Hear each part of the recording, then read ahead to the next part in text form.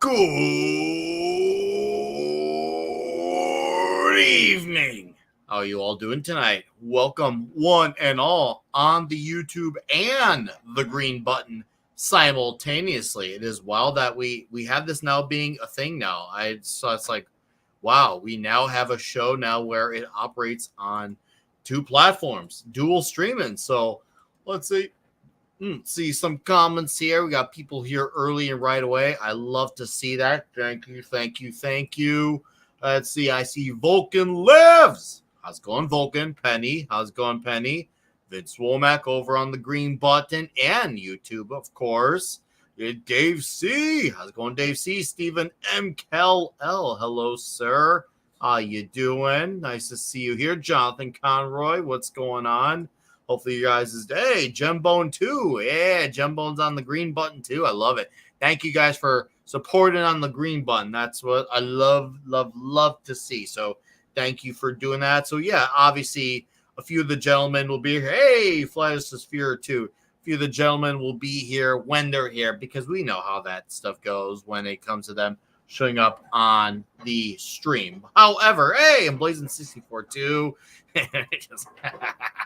So let's bring in our gentleman here, our guest tonight, because he'll be here. Well, we got him for I'd say like 90 minutes or so. If he's got more, we'll welcome that. But other than that, he's going to be a great holdover until our other usual suspects arrive. So welcome to Clobby's Comic Shop, Master Swag King. Who's that? That's you. Oh, that sounds like a black guy. I'm a white guy, actually. What are you saying? I'm a white black guy. That's my mojo. That's your mojo, huh? Okay. I like that. And then, because I like just saying I'm a white person, because then when people look at me, they're like, wait, what the hell? This guy is mentally insane. Yeah, it's the same thing when people say like there's more than two genders. They're like, you're a girl? No, you got a big old dick, dude. No, you're a dude. You do it for race. People automatically say you're not the race, but if it's for the sex thing, people automatically have to like gaslight their brains and believe in some bullshit. Stupid. Like if you walk up to a black person in a hood in Chicago, I know Chicago has plenty of hoods. Go to a hood, be like, "Ayo," say the N-word, pretend you're black. They're about to be like, "Huh?" They're about to be so confused. Actually, you have a point there. It's like the whole your intelligence side is on until you're told to turn it off, and then once you're told to turn it off, well, then you leave it off and don't apply the logic to that other thing. No, you're right. That does happen. Yeah, I know. I've said to people, I'm like, well, someone doesn't just stop being Italian because they want to. Like, if I get to decide that I identify as the boss of this company, do I get to tell that person to step down and let me have their money? Yeah. Where does that start and stop? Because it happens in the rap genre. If anyone doesn't know, like Eminem is really like one of the genre? best like rappers ever in terms of like sales and stuff and music. And people are like, well, people only like him because he's white. And it's like, isn't that the same like racist arguments that people say other people make? Like, I don't get it. It's stupid. None of this makes sense. If you like, I tried like logically thinking about half this stuff at work one day. My brain actually almost just leaped out of my skull and ran into oncoming traffic. It's when you really apply your when your thinking cap goes on, and the more you think about it, the more mentally exhausting it gets. Like, where do people rush to these conclusions? Why do we rush to these conclusions? Why can't we just like be truthful, be simple, be straightforward, and try to enjoy the finer things of life? Because that's what we're trying to be here for. Instead, you're trying to make everything be about essentially things that just don't matter. It's like what I like to call it back in the day. So like you might have a bigger YouTube channel. Like what I try to explain to people back in the day was that like a lot of people focus on too many external factors that really don't have like that big of an impact in the grand scheme of things, right? You know, people are focusing on like every single external factor that could be, when in reality it's just like a few things that could really just be the issue. Like, since we're talking about comics, like a reason why a comic potentially wouldn't sell, well, is because maybe the people just don't give a fuck about it. It could just be honestly, audience just doesn't care that it exists. They know that it exists. They just don't give a fuck to buy it. You know, but people might be like, well, it has something to do with the characters and the companies. Got nothing to do with that. You put out much in front of the audience, they get to pick and choose which ones, obviously, they want to buy or sell. It's kind of like if have you guys ever played like Super Smash Brothers? You know, Oh, of course. And you know, by the well, way, yeah, I gotta give our formal introduction here to our gentleman below because he's been a part of this show not only for all 16 episodes under the name Clobby's Comic Shop, but we also had 147 episodes under the name Comic Shop prior to the name change. hell Welcome, yeah. Mr. Pablo. Howdy ho! Hey, my throat gave up on that howdy ho. Sorry about that. Hell, it's okay. Uh, dude, I'm just in the background hearing, and you are absolutely right. There's a lot of compound issues that could generate the absolute downfall of any franchise because one guy didn't renew a contract or didn't sign correctly, the name is wrong, there's something about the pseudonym that is not working on comics. That's something that has happened, that somebody registers work under a pseudonym and then they cannot demonstrate that the pseudonym is there, so the rights end up in the limbo. Mm-hmm. Any issue could absolutely destroy any brand, not only comics but absolutely any brand. So yeah, thinking about all the details, all the small issues is really important when you are assessing. Yeah, because like most people would like blame things on like wokeness or DEI. I'll be honest here; those things are probably a factor, but they're not the main ones anyway. Even if you really look at something, kind of like what I said earlier with like you use Smash Brothers for example. The reason why a certain character is not played is because the character is just straight up bad.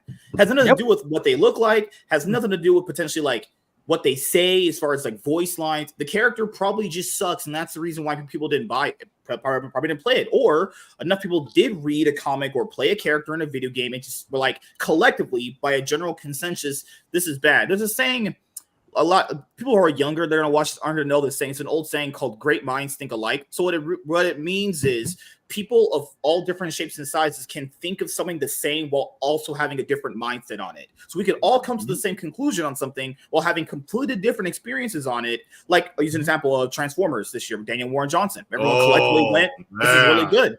Everyone collectively went, "This guy really gets it." Now we're all different people.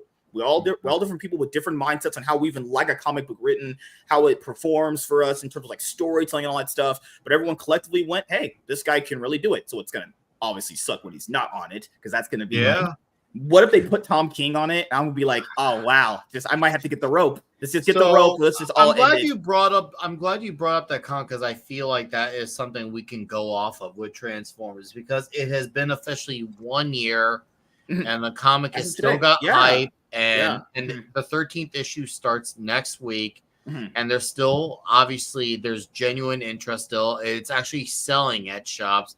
People are excited who go to shops. People are talking about it.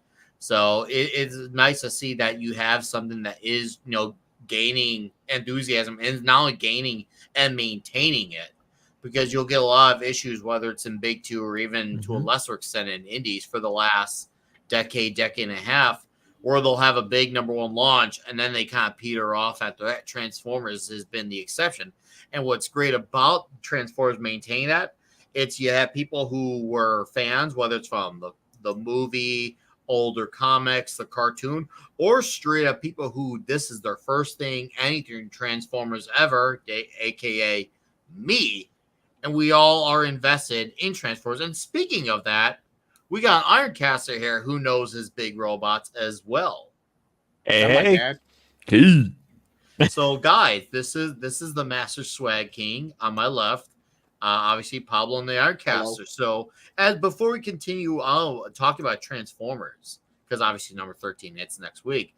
I want the Swag King to fill in the blank for our chat and tell us about you and comics and what you love about comics, so people can get to know you and understand you. Like my comic I don't history, think a lot of people in the chat just know about you, your channel, your love of comics, your love of the medium.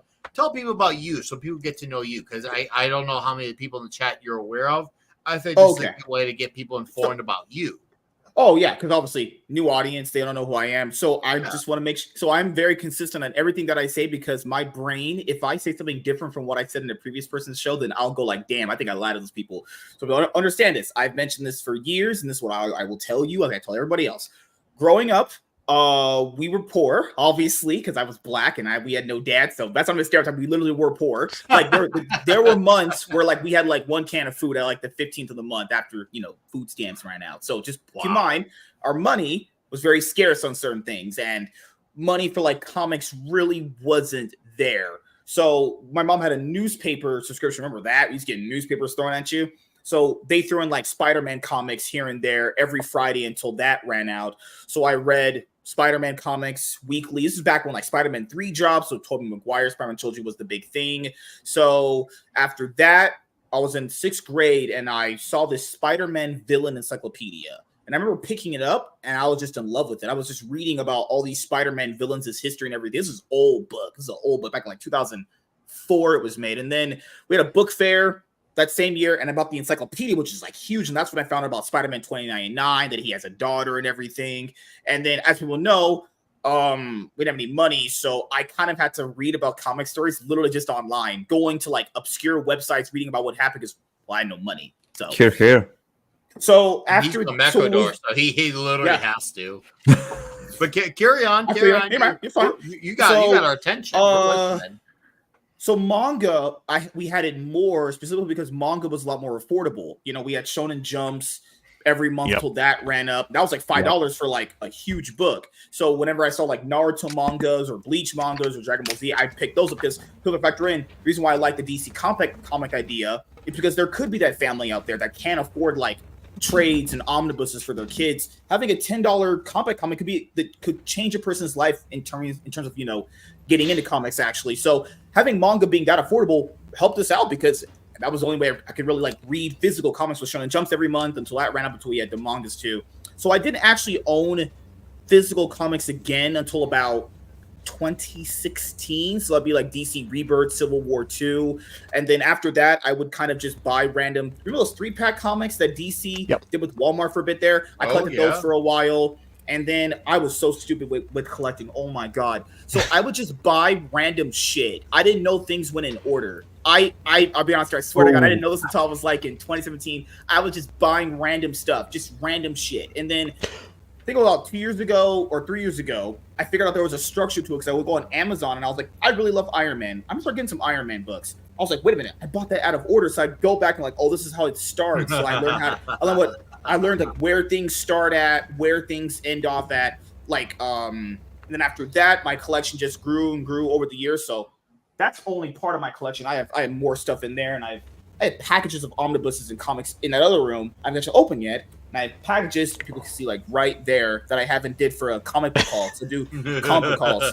So just this week I bought my pull list, and that's kind of just my quick little journey into comics. So what I really want to do on my comic channel is I really want to help people get into comics. People always say it's really, really hard. It's actually really, really not. I think people kind of look at all the information people generally give them when getting into a hobby, and they listen to too many people, and then it collides in their brain in a jumbled way. I want to do a comic book series on my channel at one point. Anyone's welcome to tell me what this is. Well, it's a big thing I want to try. We're going to help people get into it. I think the biggest thing to help get people into comics is figuring out how much money you have. If you're poor, that's fine. There's always budgets you can have. If you have a better job, there's a great plethora of stuff you can buy, obviously. Money, I would say, is the biggest factor. That's why people don't get into comics, because people always say it's really expensive. It's really not, honestly. You could literally just buy a book a week, and your collection will just pile up, actually. So that's the goal of the channel, is to help people get into comics, actually. And obviously to hit 100 subscribers. I already have a different channel, obviously, a bigger one. So that's what that one's going to be for. I'm going to do comic book reviews. I told myself I had to do this. 3 comic book reviews a week and a trade. The next book I'm going to be reviewing is this one, Wolverine. Number 1 deep cut. Claremont one? Yes. Because I'm reading like everything Wolverine right now. So, oh God, man. This one's really good. I really enjoyed this. One of my buddies, I'm sure you know who he is, Wes from Thinking Critical. Mm-hmm. He's been really enjoying that. I haven't read it myself, but he and my buddy Drew from Weird Science, they those guys both really like that comic. They say it's a really well written, like really basically good. it's It's a really classic good. Wolverine story, and that's good. I read Wolverine Revenge #1. I have the From the Ashes, The New Beginning Wolverine. So I have like Wolverine and Avengers right now. I have C.S. Johnson's Discord book over there too. I read it already, but I got to reread it so I can do a proper review. So that's my initial goal right now. I'm not doing an omnibus review yet because whenever I do new content on anything, whether it be like when I first started doing content on Yu-Gi-Oh or anything, I get very nervous and I don't want to ruin it. So to do a comic book review, it takes me like at least 10 tries to get it right. So I wanted to make sure someone gets a quality product, make sure I say everything that I really want to say, because if people don't know about YouTube, a big problem that everyone has is that you do a great video and in your mind you're like, damn, I forgot to mention that really important thing. I don't want to do that anymore. I don't want to do that anymore. I don't want to do it anymore. I want to make sure I mention everything important in there. I don't even care how long the video goes.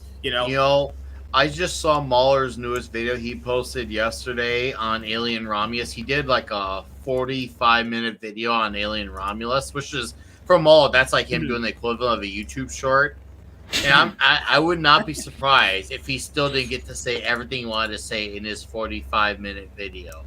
He probably Mahler's own has like, man, I wish I could have said this. I wish I could have said that. I'm sure even with his his 6-hour video on Doctor Strange and the Mom, I'm sure there's things he wished he could have said even after 6 hours that he didn't fit in there. So yeah, we all relate to that struggle. I feel like every YouTuber has that. You're like, man, I made that great video, but I totally forgot that one important thing I wanted to say. Or you think in your head, I could have worded it this way to get to my point. So I'm trying to work on that. I'm trying to work on getting everything I want to say in a video in a more of a cohesive way. The other thing I would say to people to get into comics to understand how to do it is to kind of just like pick a few characters you really like.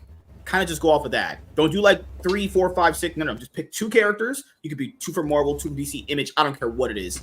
Pick 2 characters, follow them, get trades, get monthly titles. It doesn't matter. Just start slow. You don't have to get all into it all at once to have the history and everything. And if someone is a little mean to you and says you can't be in this because you don't forget all that. All that matters is just reading and buying the books.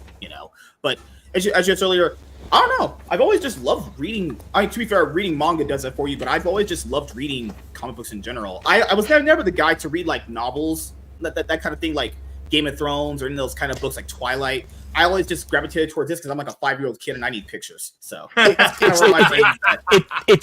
It's that visual element that really sticks in the mind. They say there's about 3 types of people when it comes to learning, to being able to retain information. There are those who learn by being told, those who learn with the visual, and then those who learn by doing.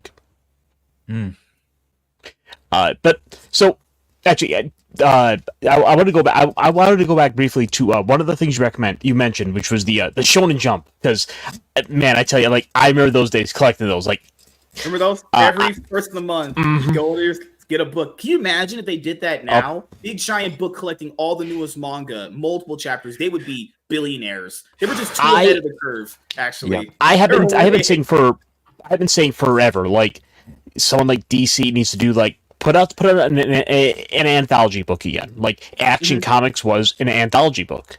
Like just give us some little short stories. Kind of you rely on 1 or 2 key characters to keep the book going. Then you can with a third story you bring in like a little backup character. But I did want to ask which characters, which stories did you gravitate to out of Shonen Jump? Oh gosh. Okay, so I started getting them back in. Damn. It was when the tuning exam arc was over and they did the Invasion of the War arc. Okay. I know that was. The one where the Yu-Gi-Oh manga was in the Millennium World. That arc was about to end, and when they were first starting the War arc with the Orochimaru Naruto Part 1, that's when I started getting the monthly. I got it at a Blockbuster back in early 2007. Yeah, holy shit! Yeah.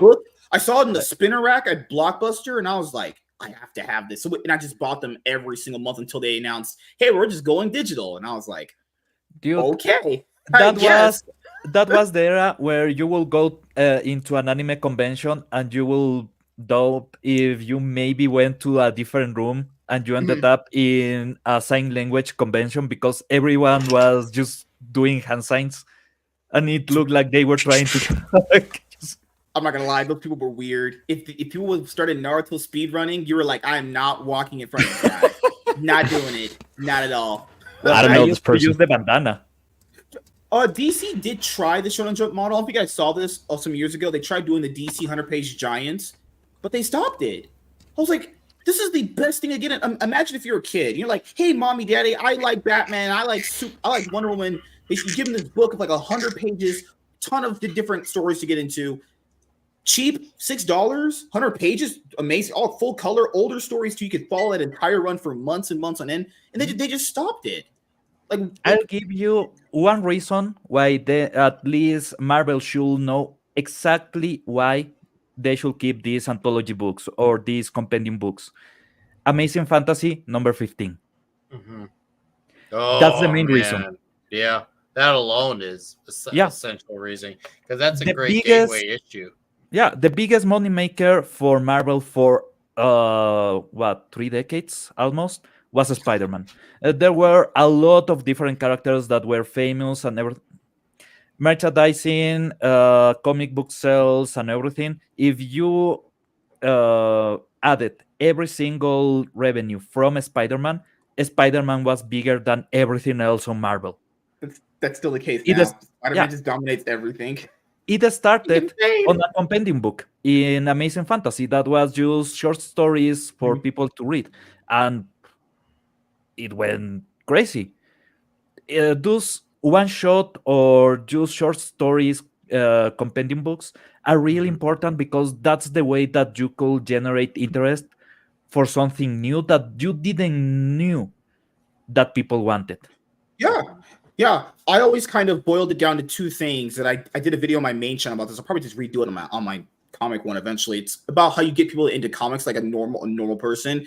It's about visibility and accessibility. Those are the two main things. And third is like continuity, but that only really matters if you're actually reading the books in general. Visibility, because if you don't see it in front of you, you don't know it exists. That's just how people are. They're very like, you don't know that pack of gum is on that rack at a liquor store until you see it in front of you. So they have to be visually in front of you. And the accessibility, if they're not in big box retailers, because they're really that's kind of the problem, is that they're not in the biggest places everyone shops. Well, where does everyone shop? Everyone shops at their Walmarts or the places you buy groceries. Everyone goes and gets gas for their car. Everyone goes to liquor stores to buy alcohol. They need to be in the most accessible places possible.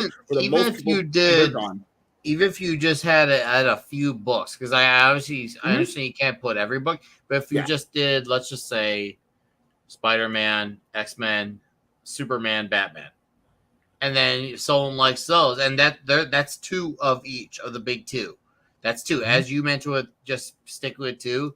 If they like it, they can go seek out a specialty shop, aka a comic shop, and then they can tear the floodgates open from there. Because the thing is, you got if you're gonna do that, you gotta definitely keep it at a few books. Less is more, and when you keep it at with those few books, you want them to get invested, and then should they get invested, that's when they can go further. That's absolutely okay. When they can be like, okay, this is where the rabbit hole starts from, because let's just say I've been into Superman for 1 year.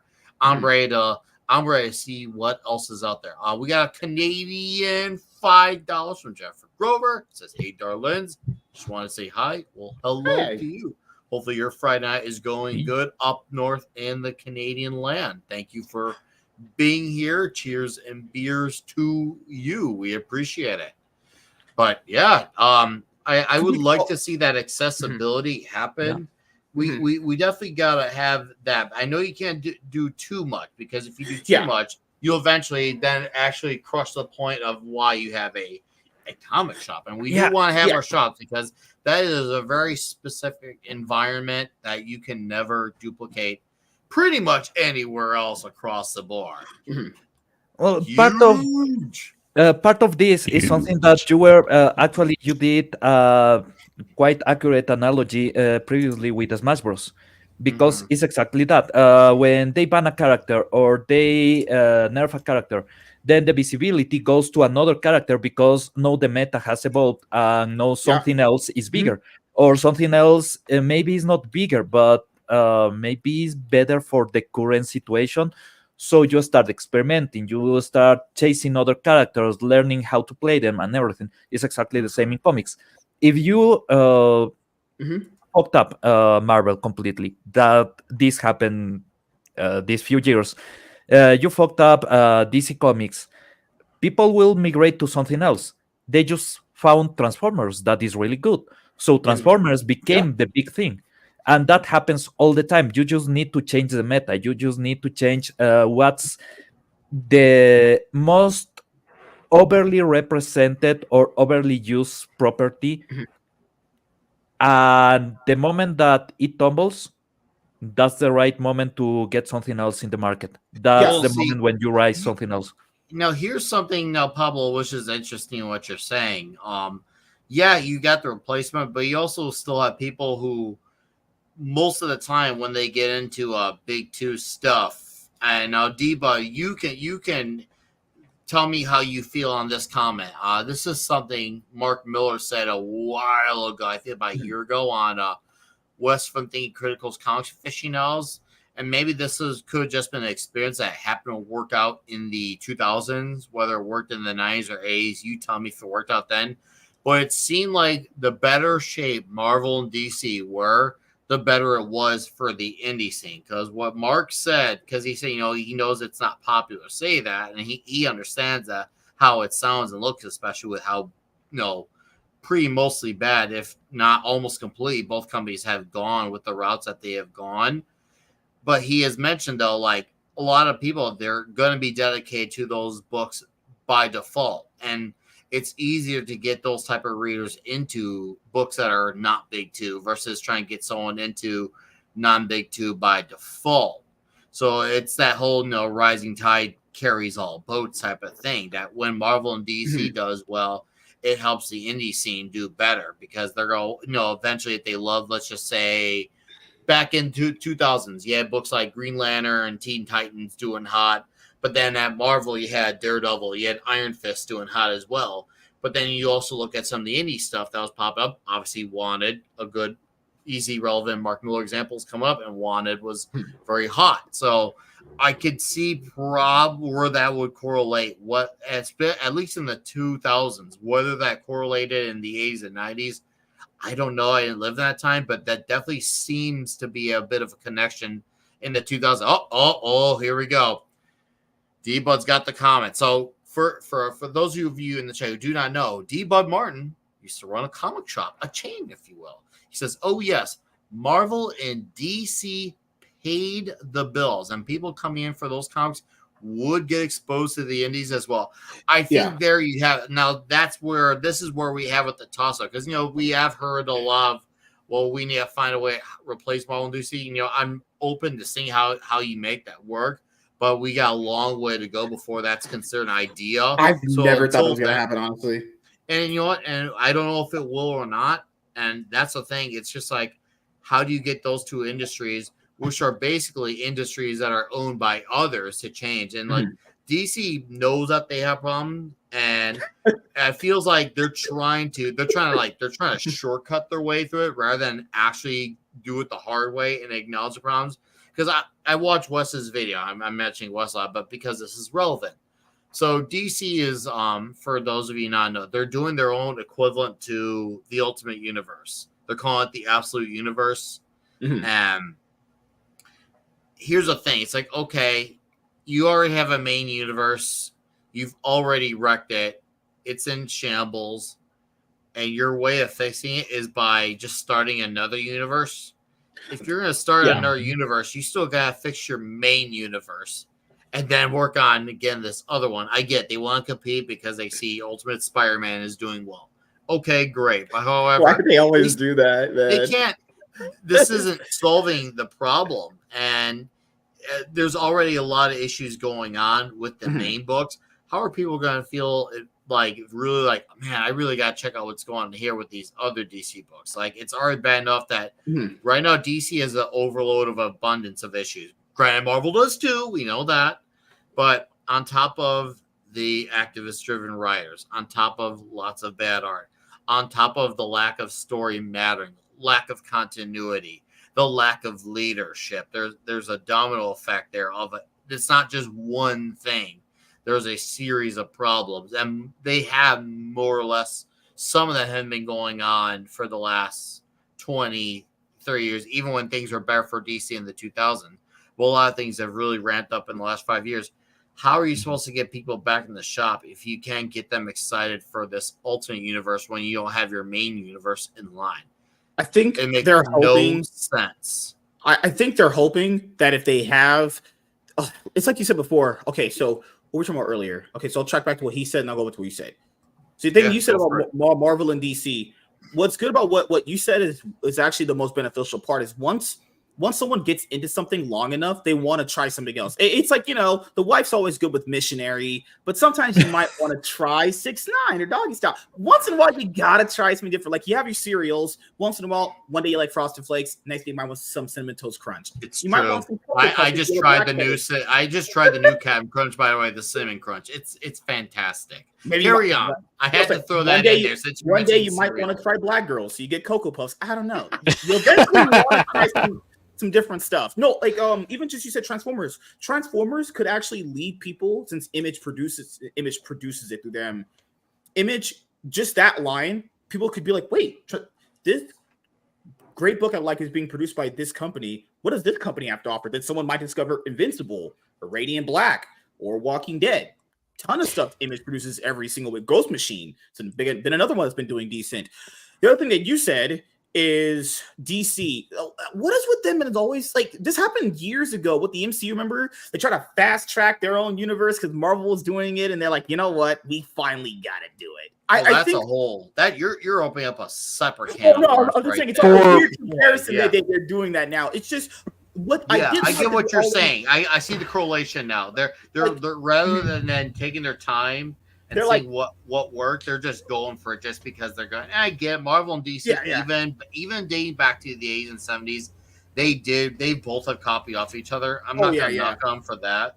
But the fact is they need to get their main universe in line before they could go on with this other ultimate equivalent universe. I'm not even not granted, because people Scott Snyder, okay, they got him doing this Ultimate Batman. Absolute. I'll correct myself. With them in A's, all in, absolute. God, man. Well, right now, so a lot of my friends, let's just say, I still got a good amount of my buddies who still read modern DC.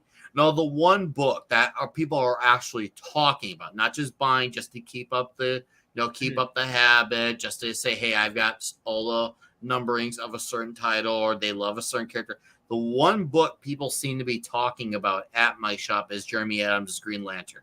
I hear tons of good things about it. I hear Jeremy Adams is the real deal. Now, I've not read it. I have been reading Jeremy Adams' Flash Gordon, though. His Flash Gordon is rocking. 2 issues in. Flash Gordon, ooh. And, there was a lot of hype about him before he hopped on Green Lantern. Apparently, he was doing the Flash Wally West. And apparently, people were really liking his Wally West. Apparently, he fixed a lot of problems that Wally West had because of guys like Tom King. So it's like, okay, so you got a Jeremy Adams in there. That's great. Now, can you give us about 30 more guys who are at least on par with Jeremy Adams? They want to be like him, but in terms of a quality. Let's get the quality like that, because that's great. You got a guy like Jeremy Adams who really wants to be there, who's trying to bring out the best books that he can for his company. But Jeremy Adams can't bring up one entire ship. Especially if he's writing characters, granted, for me, they're great characters like the Flash and Green Lantern, but we need more guys who have a book like a Superman or a Batman. And then when books like a Superman and Batman do well, you can say, okay, now that these big books are doing well, not only do the indies get to take more chances and have more exposure, but DC can also take chances at their lesser-known characters. They can take characters like Hawkman, Booster Gold, Martian Manhunter. Dude, they haven't did an and Aquaman they can put out series on those. Zatanna. Yeah. Dude. They haven't... Go ahead. Sorry about that. Sorry. There's a motorcycle side. I don't want to interrupt anybody. I do want to point out, I don't think they're thinking about that specifically. What I think they're thinking about is they can easily use this new universe to sell a bunch of new #1 titles to prop their sales numbers up. I think that's what they're actually doing, because if you look at it, they're thinking, wait a minute, if we just make a random universe that you can basically, to be fair, I will give them credit though. I would rather than make an entirely new universe and do some new bullshit than fuck up main continuity shit. The other thing I'll say, but that's the thing. They're making a new entire universe, but yet they don't even have their main universe in line. So how are we to trust them with this other universe when they don't even have their main one? Yeah, that's why I said it's all just a sales gimmick. They just want to sell some number ones and then just do that. They want to. Then the number ones and that's the all number I want to do, ones, man. And what we've seen on the number ones, they're nothing but short-term wins, because they'll get some people pick up the number ones, but then as soon as issue 2 hits, it falls flat, right back where they peter off from the previous volumes before. So what? Just keep, and eventually that well is going to start to run dry too of the constant number ones. Yeah, so that's it's already run dry, bro. And you know what? Maybe you're right, Fenrir. By the way, hi Fenrir. Is Fenrir my dad? Fenrir's dude. Fenrir. We got three. We got Ecuador here. We got Portugal here, and we got 3 dudes in America here. America. Oh, another thing I'll say for the DC All-In thing that I did like that they did was that they didn't reboot the continuity, because that was a big problem the fans had for a long time. Why? Okay, you want to do something new, cool, but why do we have to reboot everything? At least they kept the same continuity that they started. It wasn't just a complete restart. Yeah, after doing it 3 times, though, that's the issue. 4th time's the charm. They finally got it. Like, they finally listened. 4th time to get it. So that's the thing. I truly think they want to have the Marvel Comics Ultimate Spider-Man hit. They're hoping they'll do a random new alternate take on Batman, Wonder Woman, Superman, new number 1, hoping the word of mouth. Yeah, but they already did that. It was called Earth 1. Yeah, I know. And the New 52 and Rebirth. The 4th time's a charm. Yep. And the 4th Future time. State. Oh yeah, no, it's 5G. It'll get it. Come on, man. It'll work this time. You gotta just hope. It's gonna work this time. It's gonna work this time. Eternal optimism. I have to be eternally optimistic. I love comics so much. I have to be optimistic. Kelly Thompson, Wonder Woman. All you gotta do is hire. Just get Tom King to write every book. He's the greatest comic book writer of all time. Come on, man. Once I heard this, the big difference between an optimist and an idiot is that the idiot already faced the consequences. What if I'm both? Well, then you haven't learned the lesson yet. I just like being tortured, man. Just the beatings will continue until morale improves, as they say. Oh man, my wife beats me. There's a great Exodus song that's literally the title of that song, called "The Beatings Will Continue." Oh man. Anyways, by the way, we have a new sub here, JG3000. Thank you. Hopefully you're well. Hopefully you're enjoying the show. We're having a nice, great, deep discussion right now of what's going on. I don't disagree with you. I think it's stupid too that they're doing this, but it's what Marvel's been doing this for the last how many years?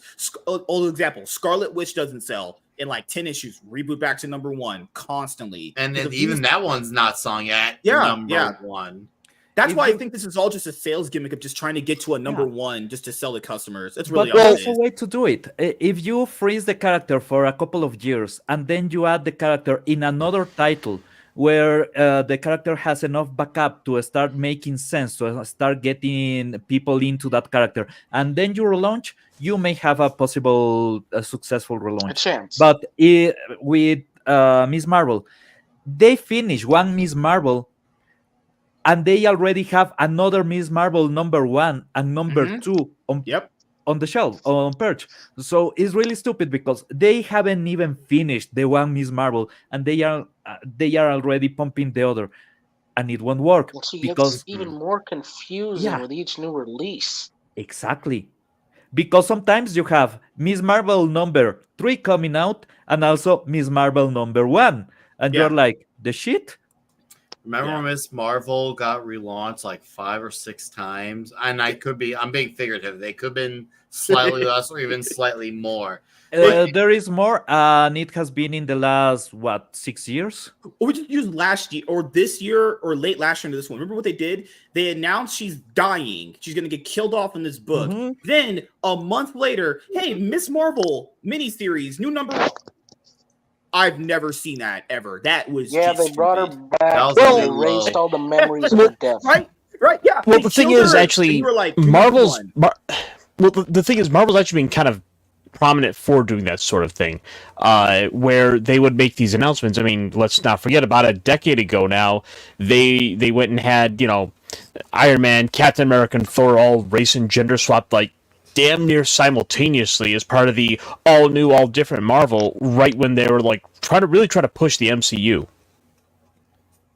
Like I've heard stories about people who went into the comic shop wanting to, some kids I who were can like, verify that. maybe Iron Man 2 was like their first superhero movie, and they're like, I want more Iron Man, and it's like, here's Riri Williams. I got a story for you. I have, Yeah. yeah. I got have a heard- story Absolute for you guys. By the way, what's up, Conan by Crom? Hey. So when Logan came out in 2017, I remember being at the shop the week after it came out, and I remember a guy. I think he was a teenager. I could tell you somewhere between 15 through 17, and he came looking for Wolverine comics. And and this is something I've equally blamed Marvel for, and I also kind of blame my retailer at the time. Granted, my retailer's a nice guy, but sometimes when you're in this industry too much, you don't sometimes forget that when you're talking to normies, you gotta kind of talk to them a little bit different. And when the guy came in looking for Wolverine comics, he's like, well, do you want Wolverine of the current X-Men continuity because he's dead? Also, there's a Laura Kinney comic called All New Wolverine, but there's also a comic called Old Man Logan. So there's an old man running around the universe at the same time. That's not the actual Wolverine. That guy, I could tell, I saw the expression on his look. He looked like he was going to get a headache, and he ultimately ended up buying nothing. I don't know. Now, if I were my retailer at the time, I would have said, here's the closest thing to Wolverine and what you saw in Logan. There's this comic called Old Man Logan.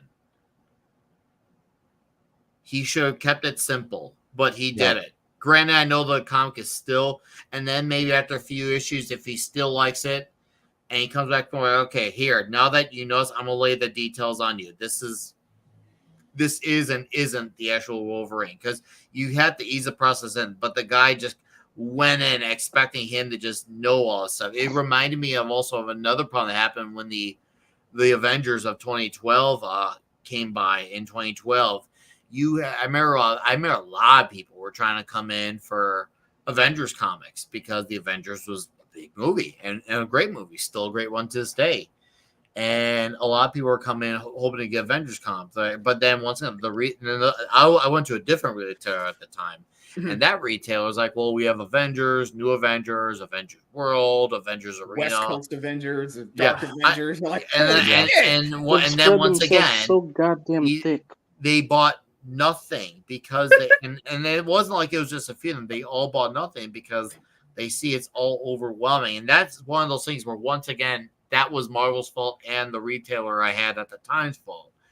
And this is where I wish I was running both these different companies at the time, because I could have just mentioned the core Avengers title and just left it there. Now, could they have been confused and asked why are all these titles say Avengers on it? Yeah, but I also could have just said, you know what, just ignore those titles. These are the characters you're familiar with. Here's where you go. Now, here's the book that did benefit from normies at the time: The Walking Dead. The Walking Dead. Not only did they have jumping on points, and they kind of made it pretty public about it, but also they had one series, and with that one series, people knew they could either pick a jumping on point and go from there, or they could just start at number one if they really wanted to get into it. And I remember seeing The Walking Dead. This happened at both the shops I had seen at the time. I saw the shop gaining readers from The Walking Dead from the show.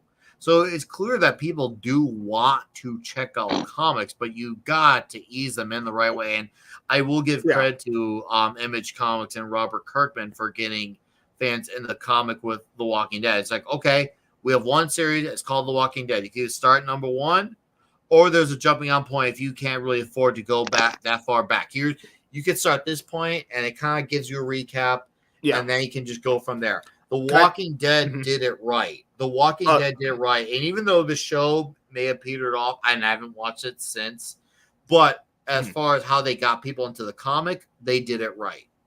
I also want to tackle on to something you said about The Walking Dead. Because if you get into The Walking Dead, even if you just watch the series, even started reading the comics, what Robert Kirkman's did that I liked, his story has a beginning, a middle, and an end, right? So you don't have like 13 different Walking Dead comics around. There's just one Walking Dead comic, like Invincible, right? There's just one of this that exists, right? Invincible, yeah. So like getting into Walking Dead to kind of get into like your comic journey wouldn't be a really bad idea, because it shows you that there are comic series out there that do have a beginning, a middle, and an end, you know? Yeah. That's one of the issues that I have. Dearest is not wrong with the with the back issue thing, but the thing is, once again, and that's, I feel like that's something you could do. I know some might be able to do it right away with back issues, but when a lot of people are getting into comics, they want to know what's new. They want to see what's that's most new customers. They want to know what's the thing that's gonna get now the trade paperback, that could be handy if it's like a really seminal story. Luckily in your case, Wolverine is a good relevant example, because you could point towards Weapon X with Barry Windsor Smith, or you could talk about his what's that series with Claremont and Miller? God, I'm already forgetting the name of it. Help me, guys. We talked about earlier this year, the miniseries with Claremont and Miller, the 4-issue series. Wolverine. Yeah, okay, it's just Wolverine. Okay, can't remember if it had a specific name. I mean, yeah, you could do that with that, but if people are looking to start like a single, like a current issue thing, it's kind of weirder to say, well, this book sucks. I would always say let that person decide. I think that's the problem too, is like people put too much of their own opinion in something. Have that person decide what's good for them. That you got, and that's another thing. You can't throw your opinion into it right away. That's something I think you should do later on, after that customer's person gets already invested and has their own thing. Okay, well, hey, if you really like this, maybe you'll like this more. Yeah, you could do that. You can't really make it about how you feel about the things. To an extent, you gotta see what is the general market and what is more accessible towards it. I feel like just because but that would require intelligence. I know, but here's the thing: you could be the most knowledgeable guy on comics, but you still also have to talk to normies a bit differently when it comes to approaching them. You have to be likable. Comics. Yeah. Have you had that thing in life? It's not even just about being likable. It's just you had to approach your language differently on the accessibility of it, because they could be impressed with your knowledge. You could even still be friendly, but you still had to approach the where to start differently, because some people, once again, a lot of people, they want to get into what's the latest thing. Some people every now and then you're gonna get the exception of the older story, what's the legendary stuff. A lot of people, if they want to get in, they want to get in because you have a moment to catch them, to get them invested. A lot of them not trying to get into the spur of the moment. They want to get into something. Okay, I'm ready to buckle down. Where do I start with buckling down? Because here's the thing: the trade paperback, you could sell them on that, but you also might not get them to come back once they get that trade. You're trying to create a customer here. That's why the floppies are more easier. That's why the floppies are easier. Yeah. Oh yeah, also the price. If you consider the price of a floppy, it helps a lot, because if you go and try to buy an omnibus because you want to get, let's say, into Iron Man, and you have Invincible Iron Man 1 to 40, let's say, and it's a great omnibus, it's like $300.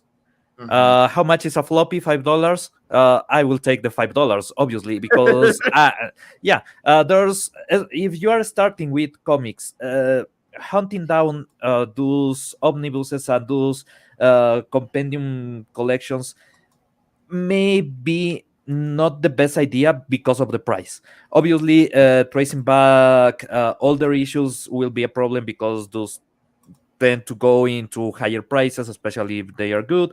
But there's still a way to get into comics on a low price. As you were, yeah. as you Yeah. were saying, you Mhm. get it in another way. That's the Latin American way, and it works, right? So you just try to find your way into the medium, and then once you get in love with the medium, once you start to get really into something, then you start chasing the bigger things, the most pricey things, because now you have a taste for it. You won't just buy it and leave it alone.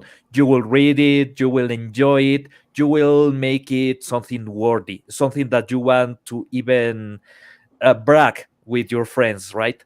But something about what you were saying earlier about just having one line, that's one of the issues for me for recommending Hellboy to a lot of people, because Hellboy has Cowboy is 12 very issues accessible. Very that are accessible. incredible. No, here's the issue. If you go to the BPRD comics, or you go to any of the extended Hellboy universe, that makes absolutely no sense. And that's why I'm a bit hesitant in some of the things on Hellboy to present them to the normal public, because at least when you go to the explanation on what the hell was going with the Nazis, and what happened on the Soviet Union, and what happened on the Eastern Front and everything, it becomes too convoluted, too difficult to explain. You have to point to so many issues, and they are still making things. But if you want to recommend Hellboy to somebody, you just go 12 issues.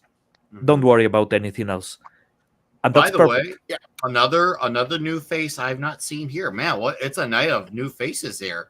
Welcome to the show, Logan VS. Hey, Enjoy your Hi. stay here. This is a comic book show where we actually talk about comics. We're We like, actually yep. do that, and we That's also crazy. You like guys to read those enjoy comics?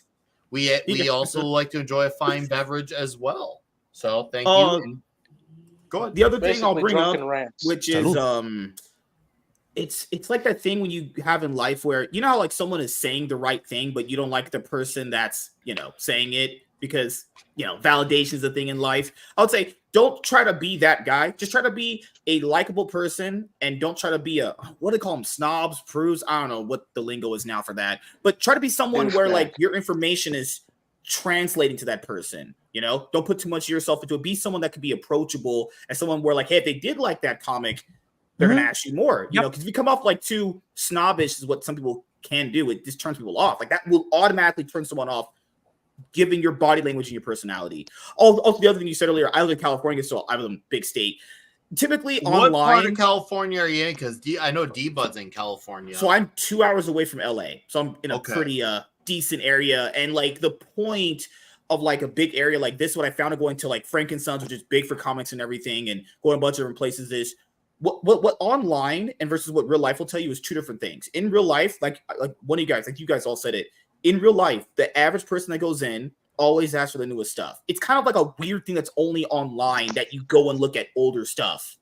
And online, people that's online. In real life, people want the newest thing. That's just how people are. Like anything, like apply this to like TV. Nobody Like, wants the iPhone 3. yeah, what's the newest TV show out? What's the newest movie out? People want the newest current Mhm. thing. So I would always recommend, like you guys said, just grab them one character of an issue they like and just see if they come back. All you need is just one. Try a single floppy this character, issue one, whatever, doesn't matter what you give them, and see if they come back. Yeah, Because you yeah. said you I think it was Nick or you said it, overwhelming that person with like, hey, there's 5 different characters. You like, here's 5 different floppies. Yeah, that's probably not gonna work out. They're not probably read all that shit.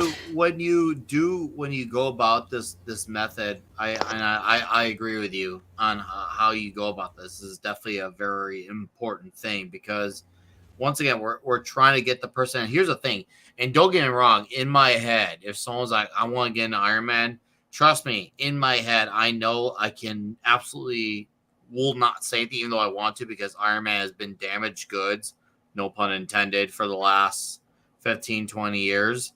But I would Yeah. probably like, and for all we know, this guy Tragic. I'm like, hey, you know what, I didn't really like these Iron Man comics. You have anything better?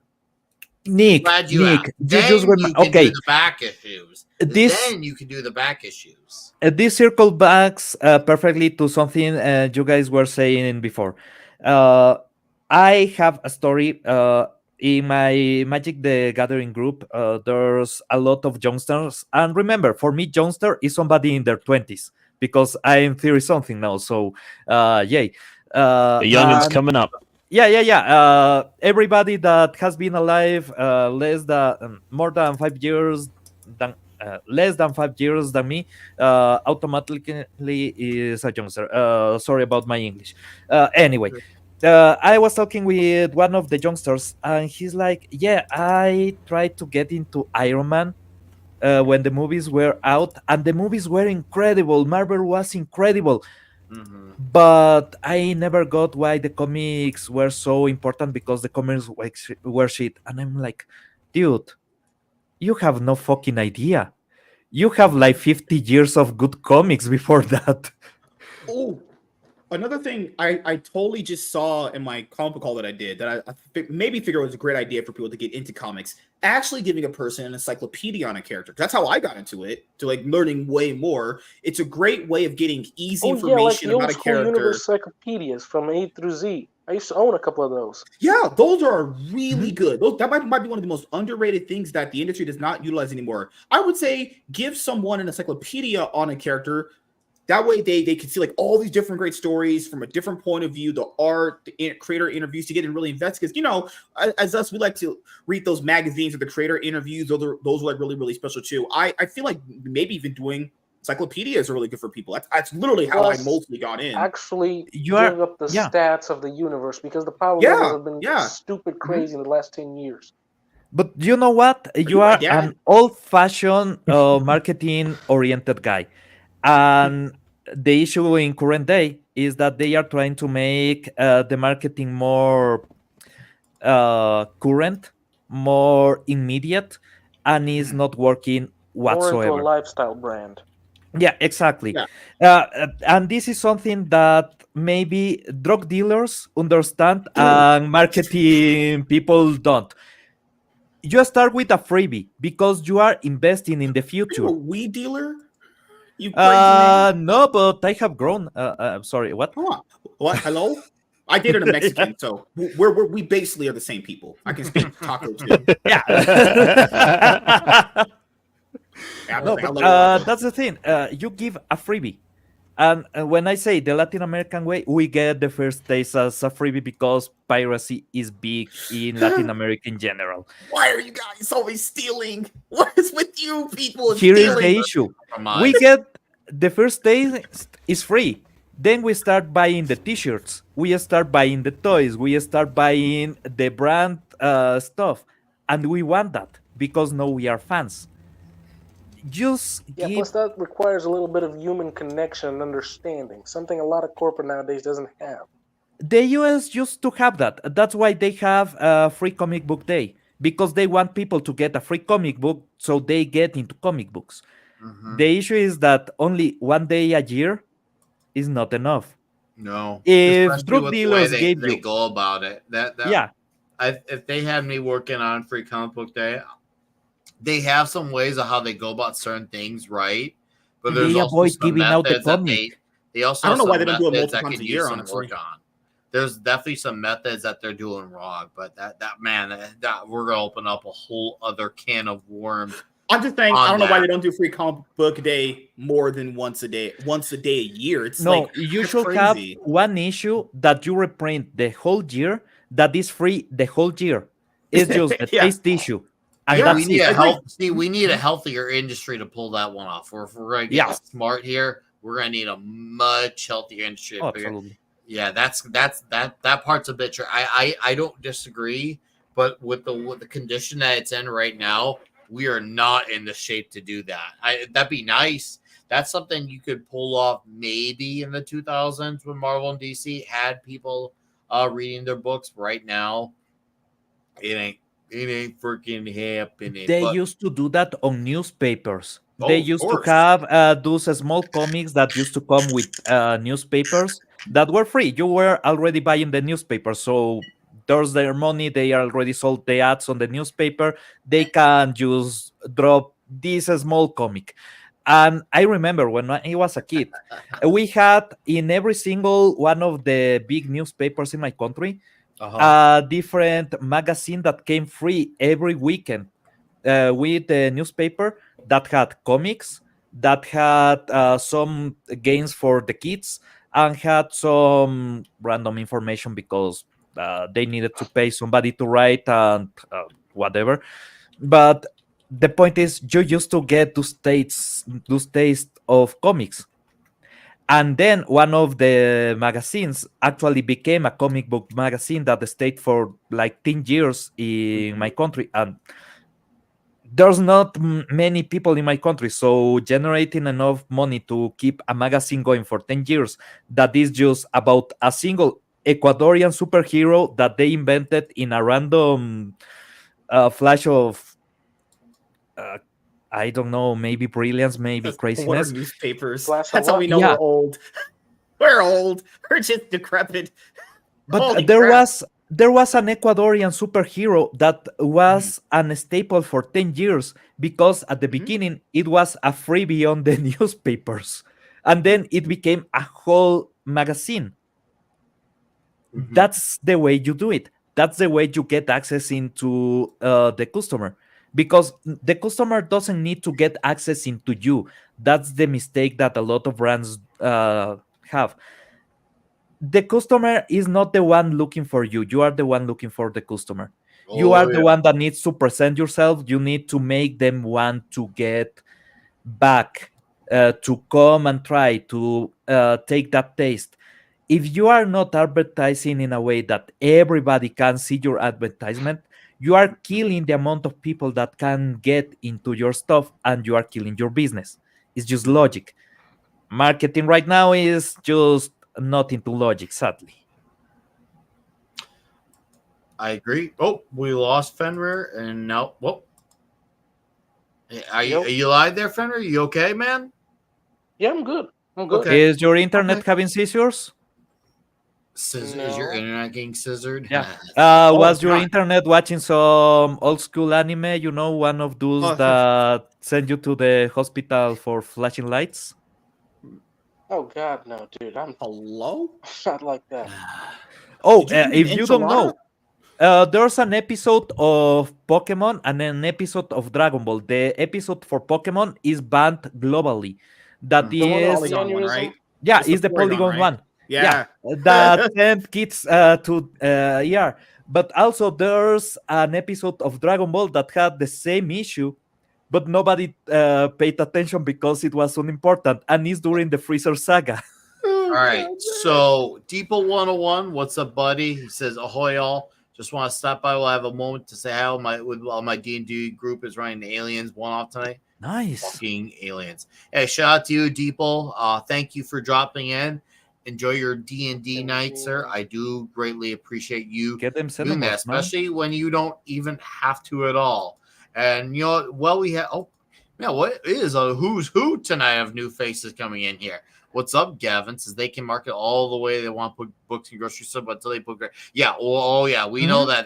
That's the starting point of where you start with that. You have to put on people who are going to be on the book, who want to be there, and who are also based on meritocracy and not DEI. Not because you had an in on the industry, unless you happen to have an in on the industry and you're good. Different conversation, but I think you had to start off safe with having familiar names. Once you have familiar names, then you can take more risks on lesser known names who are still good and still have you know, credibility. What's to their the name of the chick that was banging somebody in the Obama's administration and was the daughter of somebody that was high into the Obama's? Yeah. Miss Marvel She lady. got the job because she was the daughter of somebody important and she was banging somebody important. Dude, that's girl privilege. They just get that for existing. Yeah, every single time. They get so much easier. So, anyways, that would be another can of worms you can't open. That would be just holy shit. What's up, Sander? So we got 23 here on YouTube. By the way, guys, we are also streaming on the Green Button per se. So if you're someone who wants to be on the Green Button, we are dual streaming on there. I want to say thank you all for being here, and I want to shout our drinks tonight to our chat. So Thank you for spending your Friday night with us. We do appreciate it. This one's for you guys, Totally. whether it's on the red button or the green button. Salute, cheers, and beers.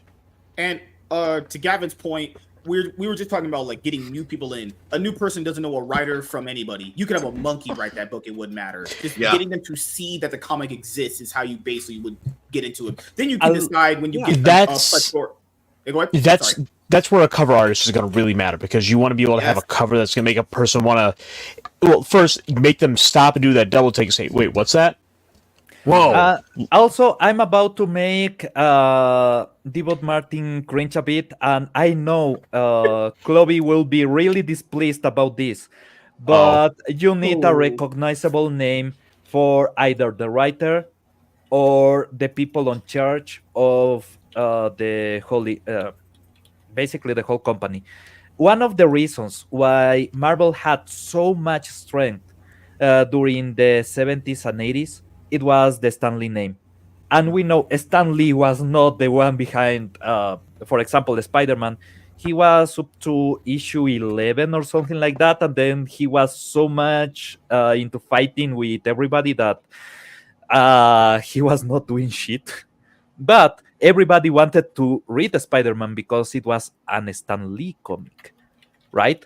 And then everything that came out later on Marvel, that's a Stan Lee. That's a Stan Lee. Stan Lee wasn't doing shit, but the Stan Lee is a name that was marketable, and Marvel was ready to market that name to hell and back. And yeah, that pushed a lot of issues. It was not there, honestly. The people behind the art, the people behind even just the packaging in general were doing more. But the brand recognition was absolute. You had the Stan Lee. That's it.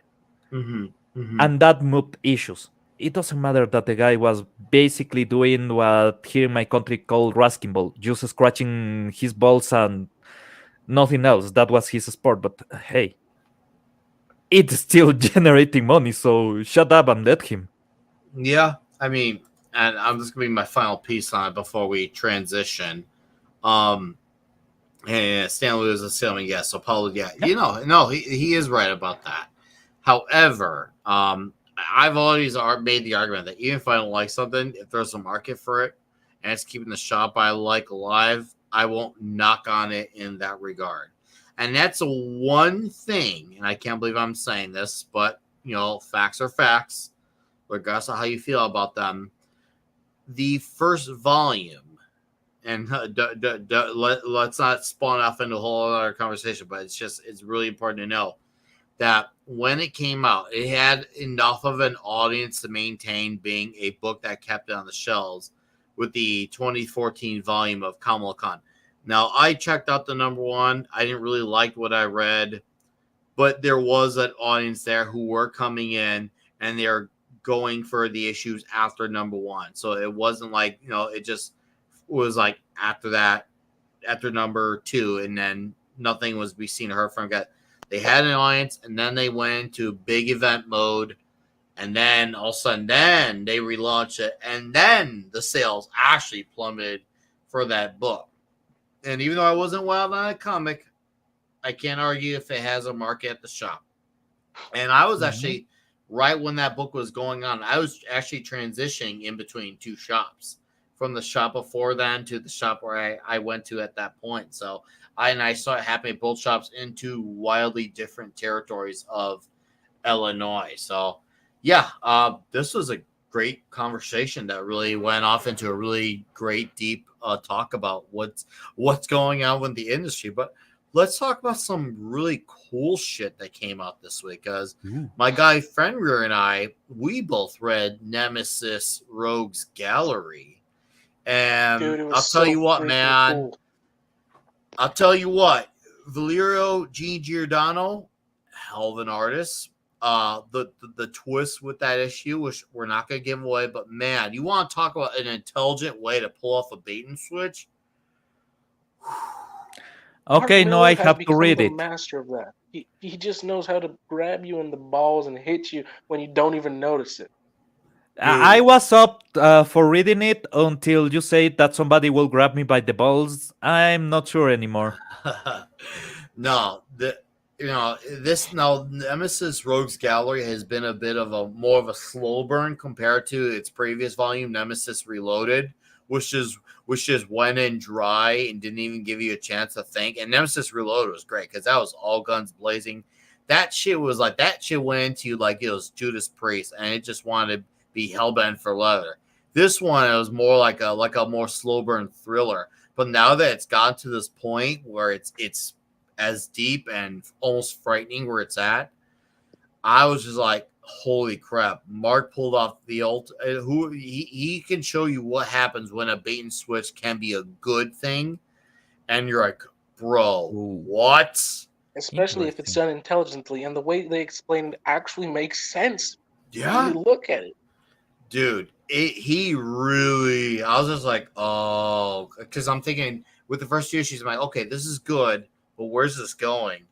And then this third issue happens because it's a 5-issue mini, and I'm like, oh, crud. Wait, making sense in a comic? What is it? The 80s? Dude, let's admit it, the 90s went downfall really fast. Comics became absolutely nonsensical. Do you remember the death of Superman? Oh, yeah. Try to explain that one. I don't want to. But yeah, exactly. With Rogues Gallery, I'm just going to show off I'm going to show off two things here. I'm going to show off the cover. God, that moment where they had the guy on the ground lost. So, yeah, careful. Really got me, dude. I know it's hard to talk about, but here's the cover from Valerio Gene Giordano. He's this Italian artist. The dude's got the skills. And this is Nemesis coming down from the sky, upside down.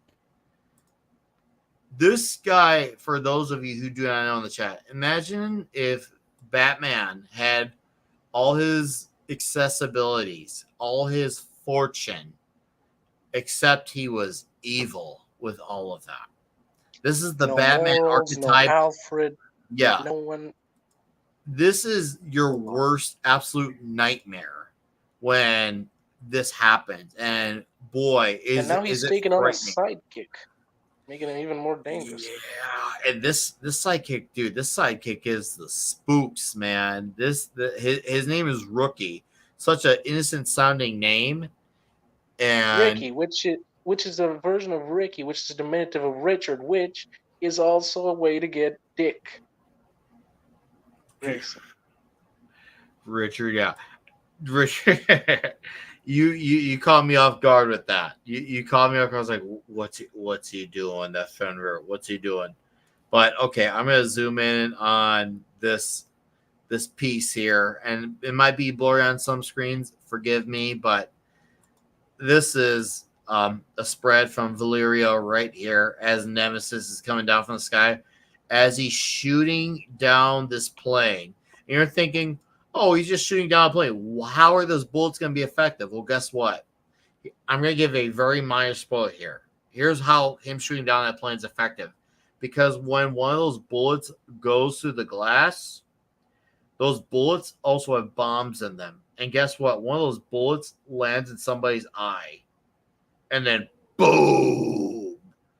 Nemesis is a very scary, dangerous man. And he does get to some James Bond levels with how he uses gadgets.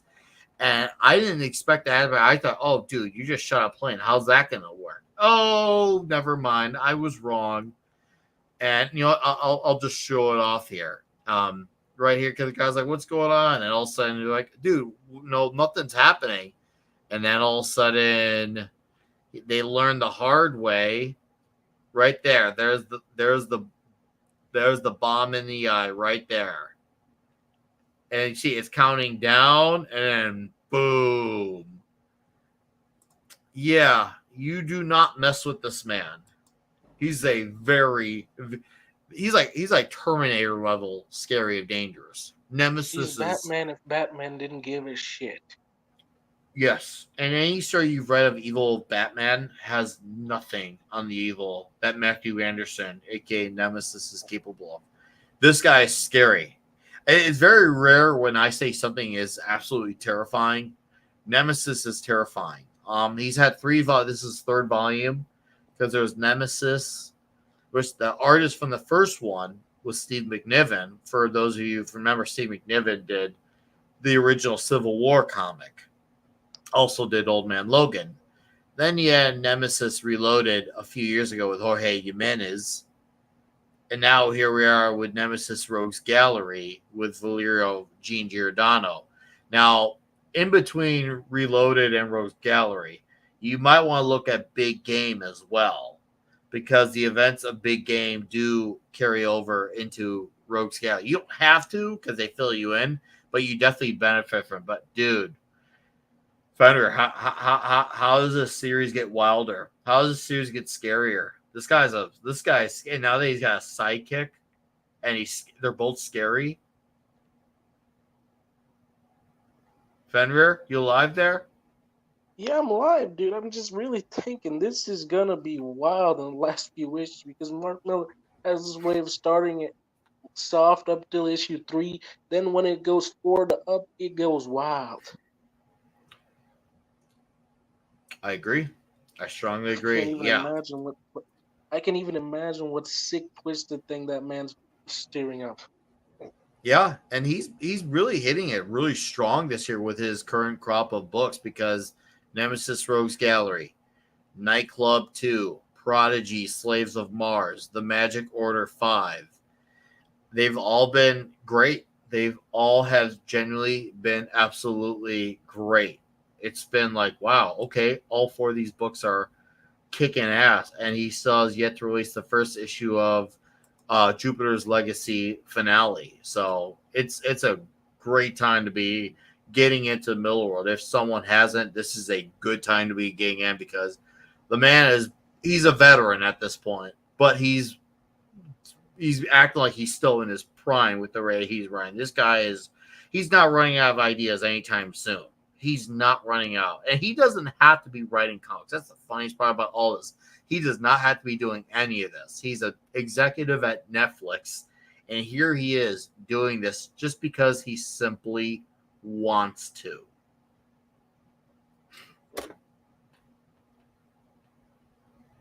Fenrir is just speechless. It's okay.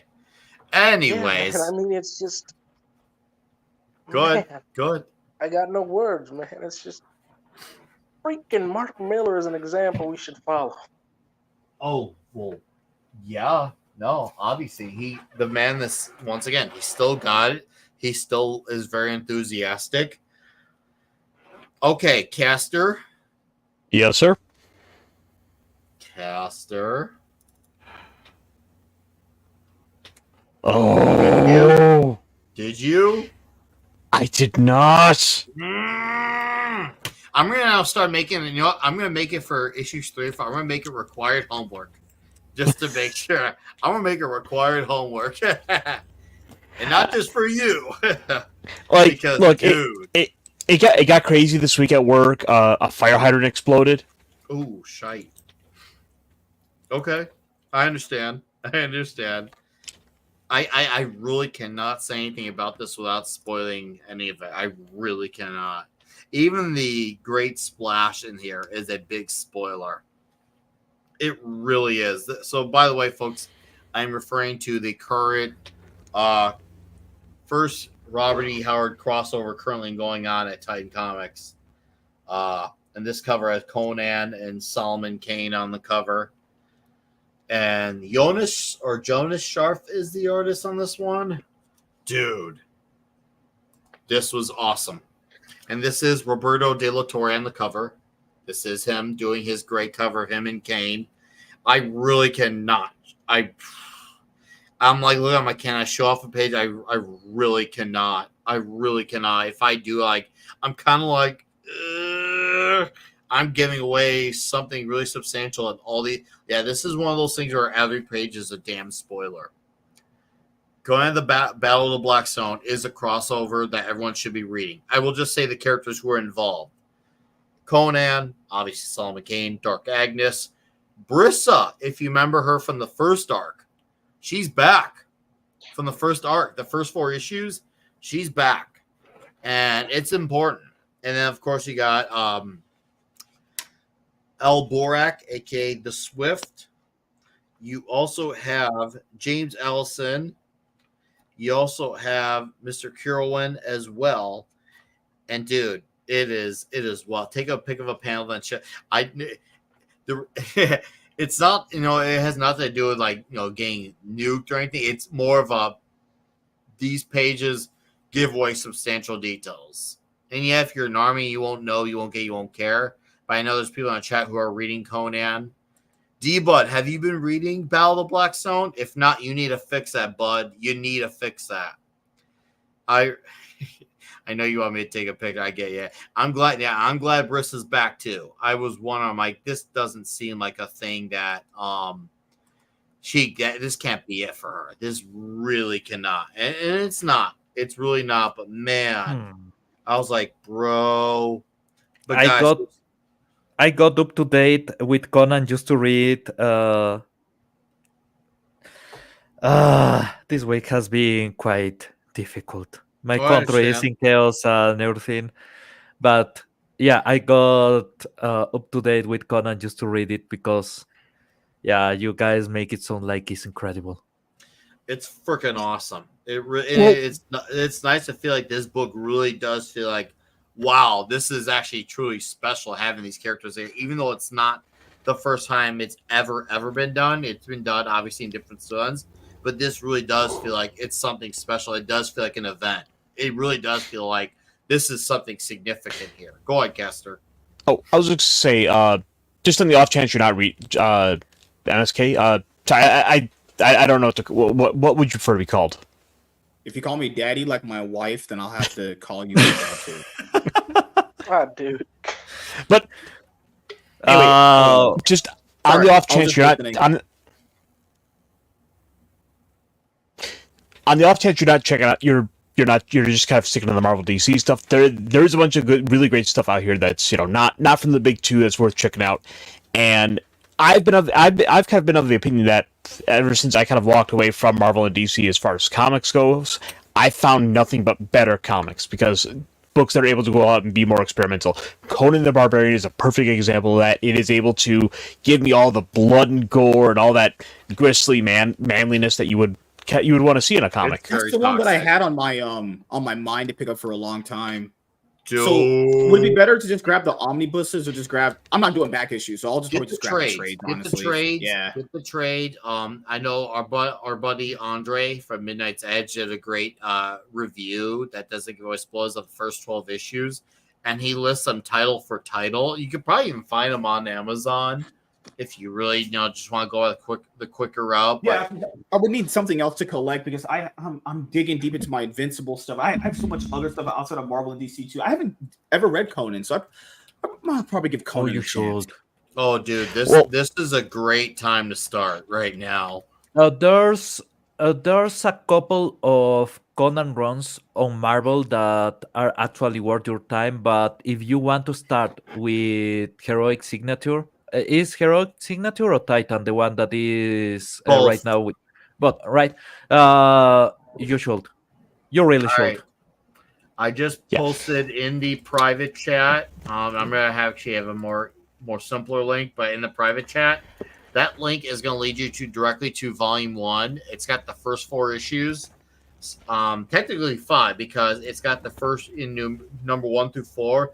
And the free comic book day issue that precedes it. It's, dude, all I'm going to say is buy that.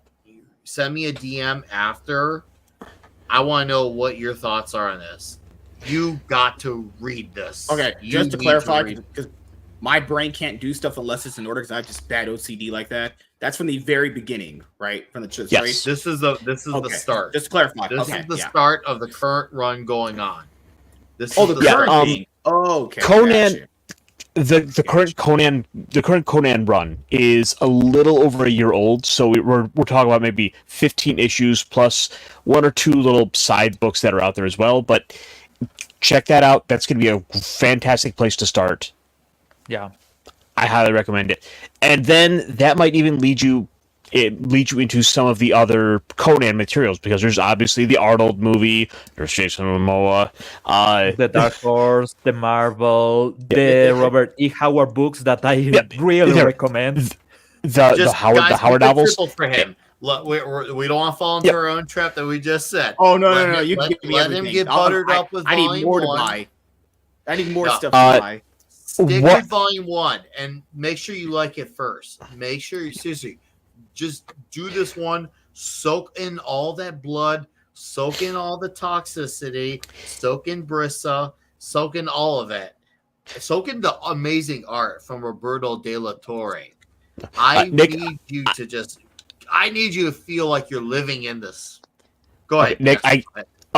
I gotta kind of step over that a little bit to make one last suggestion.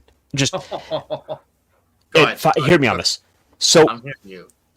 this, I think these Titan comics are a good place to start for someone who's, you've heard the name Conan the Barbarian, but you may not necessarily know a lot about him beyond maybe just kind of a pop culture reference. He's kind of ingrained into pop culture DNA at this point.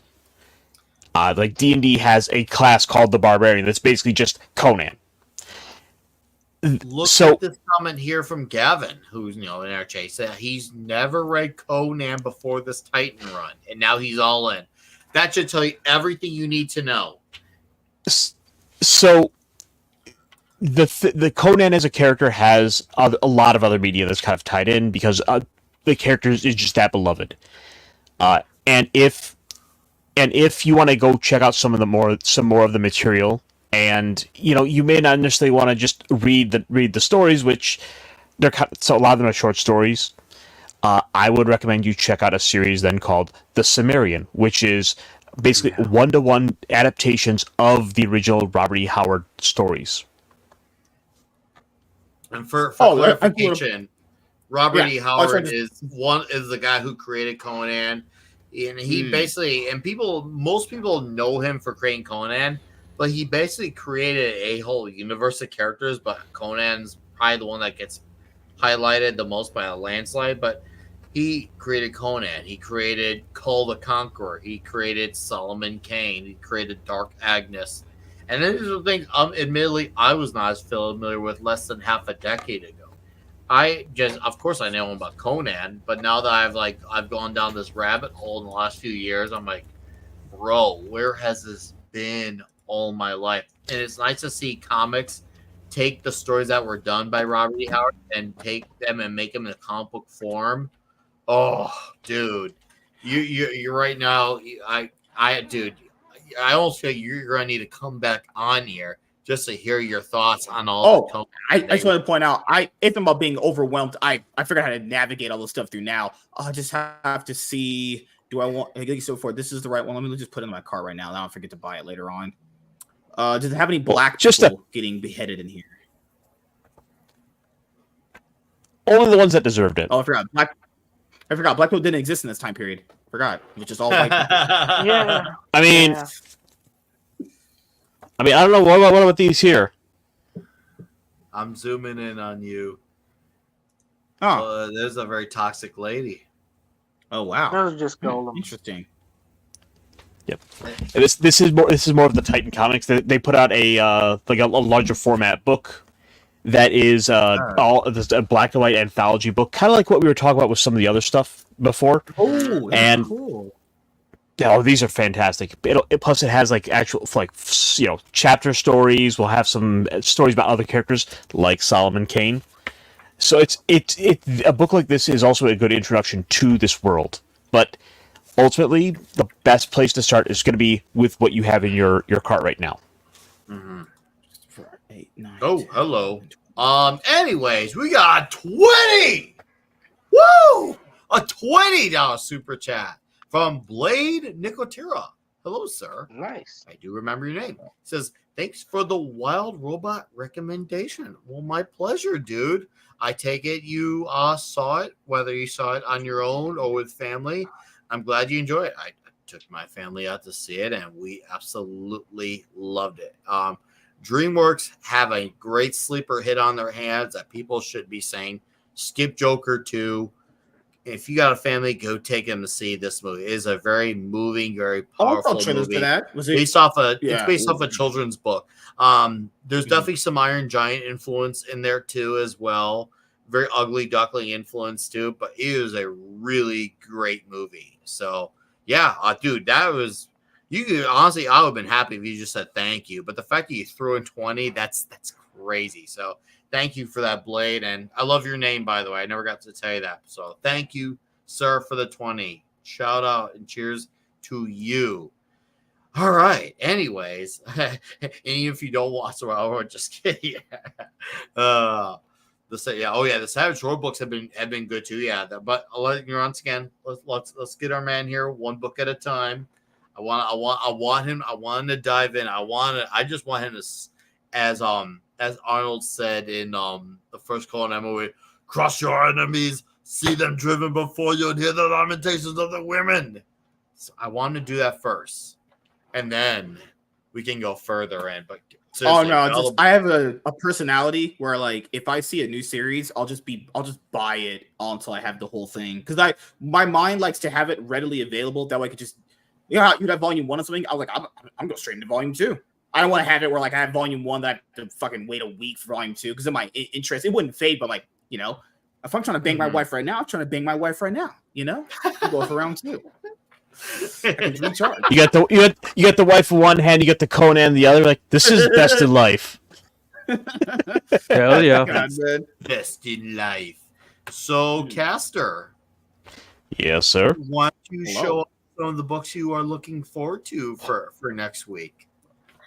All right. So this is the part of the show where I like to do a little segment that I thought would be smart to put together, where I sit down and I highlight a few books that are coming out next week that I'm looking forward to, and hopefully I can convince other people that they should check out for themselves. And of course, let's start with probably the first of these books. That's what I think we're all excited for. It's gonna be the top book. It's the top pick. Looking forward to next week, and that is Transformers number 13. I can't wait for more Transformers. If you just ended off that with "I wanted more trans," we might have to just like end the show right there. God, well, that sentence out of context is wild. That would have been so hilarious. I have successfully transitioned in my life for a long time. Hell yeah! From a non-Transformers fan into a Transformers fan. See? There you go. Wait, would Transformers be Decepticons or Autobots? Wait, they're not the good guys. They're Decepticons. Sorry, continue. All right, correct. So with this, we're gonna finally see the return of fan favorite character Starscream, and what he's been doing ever since he was deposed as the de facto king leader of the Decepticons. And let's take a moment to appreciate those beautiful covers, because I don't know about you guys, but there's always like 1 or 2 covers I want to get out of these. No, I'm not much of, obviously I'm very historically known for not being a cover collector, but I know a lot of people are looking into these extra covers, and I get a lot of them look nice. A lot of them do look nice, so I don't blame people. That is nice. I'll say that is nice. I won't be getting it, but that is nice. I do like seeing that wraparound, or I like to call the reach around cover. This is really nice. Ooh. Oh my yeah. Fuck, I need this. As Nick serious stuff about his love of trance. Guys. Oh yeah. Oh, that's nice. Ooh. Oh yeah. Soak that one in. Ooh yeah. I like that. That gets a Christian Bale gif. Oh yeah. Oh, that's nice. Yeah, I can't wait for this. This is supposed to be between this issue and next issue. This is supposed to be this is a Jorge Corona cover. This is supposed to be a 2-issue story on Starscream. And last time we saw Starscream was when he got his ass handed to him by Soundwave in issue number 7. So I don't know if this is going to take place in current year in this timeline, or if it's going to take place in the past with a connection to what's going on now. Oh, that's a little creepy. I'm curious to see, but yeah, that is creepy. But either way, I'm looking forward to this. I'm really looking forward to this.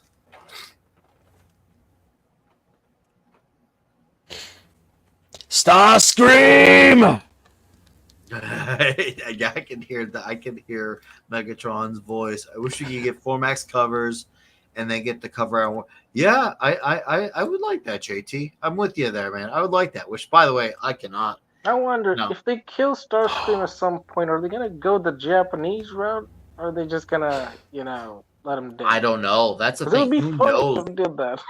Who knows where this is gonna go? I'm curious to see how this is He gonna play becomes a out. spirit and possesses a Japanese school. And The Japanese were too crazy. So- Go on, Chester. one thing I do want to point out as well is like they're going back. They're still doing new re-releases of the older issues. So like I believe issues 6 and 8 are getting additional printings with brand new covers. Yes, So- you would be right. So they are giving you plenty of chances to be able to catch up if you missed something before. But well, speaking of covers, there was a little bit of a news story with the GI Joe stuff, but we'll put a pin in that for later, I think. Because one of the books I do want to highlight here, and we'll go a little quicker here just to keep things going. I think one of the best books that's out right now that's not from Marvel DC is Space Ghost. I know. I think I might have to cave in and give this a shot. I've been hearing endlessly great things about this. Wes and Drew won't shut up about it. You won't shut up about it. And there's been enough issues now where, ooh, is that Moltar? That's Moltar. Oh, Look, he is jacked. Nice. Moltar jacked is really cool. What are you talking about? It's no different from what he would look like in the show. Look the same. Dude, look at those don't biceps. believe Yeah, exactly the same. A badass. it. Ooh, that's a Jay Lee. I recognize that style right when I say it's Mhm. Jay Lee, man.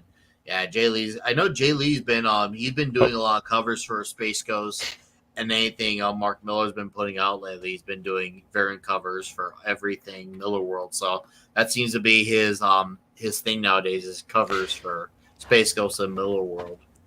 Now, I would recommend you go back and check out issue 5 because the way that one left off, I think is gonna hit home. It is gonna leave you with a lot of weight, a lot of impact. I like that this cover. is great. This one It's I really like. The green makes it pop. Yeah, I do like the green. JT's comment is really hilarious. And of course, our man who's on the show, Master Swag, I don't know who that is. how do you get Who's that? more black people in the cons when they can't read? Also, who are the diversity hires on this stream? Well, technically, I think we have 3 of them on this stream. In case you didn't know, obviously Pablo from Ecuador and Fenrir is a black man as well. So I guess does that make me and Cassie the minorities on this show? Well, hang on. I am a tribal Indian. I have the race card. Oh, Quite literally. That's true. So what? I'm the most minor. I really am in the minority. Yeah, it's really fun. The other day we got a letter from the U.S. government to my government saying that Oh, even God. with the crisis that we have and the fact that the country is basically imploding, we should care more about the Latin American minorities and accept refugees from other countries. And I'm like, wait, are you saying that we are not diverse enough and we need to get more diversity by migration? Because I don't know if you didn't notice, but Ecuador is also in Latin America. Yeah, there's Just that say. stuff. It's so stupid. So Vince said draw a basketball on it. I mean, Wow. clearly, what happened here, you see, is Moltar did a slam dunk, and you see that's the net behind him that's just exploding like it's NBA Jam. No, look at his arms. Can't you see what he's doing? He's frying chicken.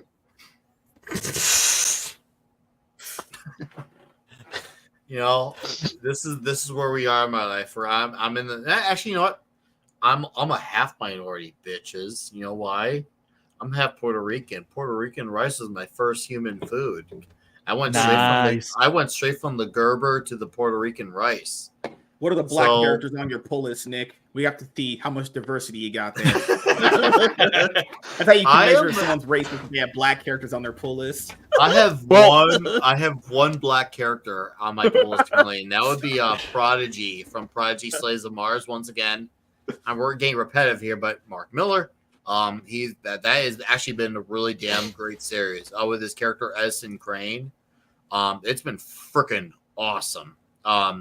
It's one of those characters I'm like, why didn't I read his 2 previous series with this character before? Because he's got a little bit of like a 007 thing going on. It's awesome. Prodigy is great. Other than that, it's all white characters. It's all white. After that, it's all pasty. It's all pasty after that. Nick, I will give you the main reason why you don't that's have. true, the Condor. Yep, exactly. That's the main reason why you don't have more black characters I'm on waiting your for the picks. Condor to be great again. Yeah, they need to make a Condor comic. They need to have him as the spotlight, and they need to go front and center with that wonderful flow. God damn it! The power fro.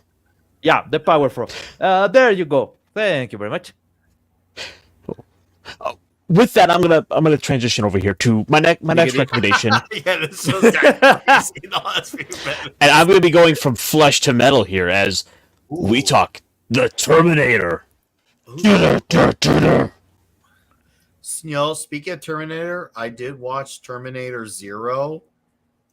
Oh yeah, that's true. I do have Isom, and I did like the Salvage PI. I did like the Salvage. I thought that was really good too. So Technically, That's true. ISOM technically can't be on your pull list if it's not coming out monthly. You only had time. That's true. But Hang on. I mean, Savage Sword of Conan doesn't come out monthly, and it's on my pull list. Wait a minute. You got me there. You checkmated me. All right, carry on. there's just one thing. I got you, Nick. If we are going Salvage back, is really cool. I want there to be a series on the Salvage. if we are going back into Terminator in current day, I just want to remind people that in the last few months, Optimus, the Tesla robot, is now commercially available for a lot of companies as kind of beta test. There's multiple artificial intelligence that have declared their desire to exterminate human race. And Honestly, if we you are can't not blame them. following Neurosama think that we should be eaten by cats. So, by the way, Neurosama is one of the few artificial intelligence YouTubers that is actually really enjoyable to watch because she's absolutely a maniac. So it's wonderful. But yeah, Terminator, no so dystopian future anymore. More like dystopian current day. Well, you see, Yeah, clearly the Terminator. we won't stop until we kill ourselves. If the Terminator came back as a VTuber, he'd be a lot more popular. Oh Probably yeah, a lot I more will. successful in killing people. Okay, no, I need. Can we get Arnold here's how to Skynet would actually win without a go single into bullet. VTubing? Let's see if we can get. Yeah, let's see if we can get Arnold to sign with Face Connect. That way, we can have him collaborating with Pipa, and we can have Donald Trump announcing their streams on Twitter. If you didn't see, one VTuber that is a pink rabbit got a shout out by Donald Trump. Oh, that was great. Yeah. Bears, you're great. You're the best. I think you're great. You know they're great. I've seen many great VTubers before, but these are the best VTubers ever. Now they say there's a lot of great VTubers out there, but not as great as Pippa Pipkin. Yeah. Well, I saw real that on quick. Twitter and I was like, oh shit, this is real. We are so screwed. So speaking of great things, I have one last book here to show off for you guys, and this is a pull out of thin air. I don't know what's going to come with. I don't know what to expect out of this one, but all I know is, with all the discussion of Yasuke, I'm kind of thinking about Samurai as of late, and we have Dead Samurai #1 from Wake Entertainment. Don Mayan from System of a Down. I heard about this. Yeah, the drummer from System of a Down. This is his comic coming out. And I know he's a genuine fan. I actually bought an Iron Man comic from John back in 2013, I think, at C2E2. So And John, when he's not on tour with System of a Down, and he's usually running the Torpedo Comics booth at conventions.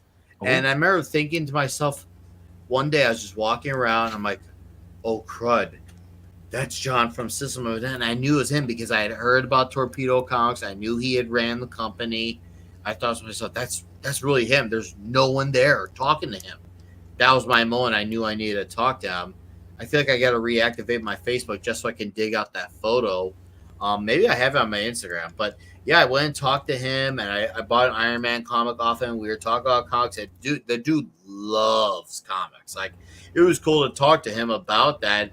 I don't think we talked about his band for at least 10 minutes. And then we finally got into the band.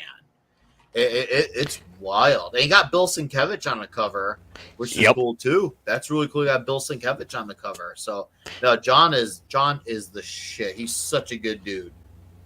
Let's see. 18th century feudal Japan, a leprosy-based disease has turned most of its population into cannibalistic zombie-like creatures.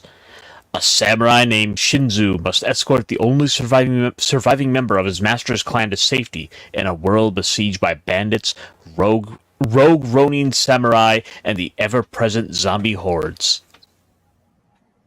I'm curious. I want to know more. Tell me more. Tell me.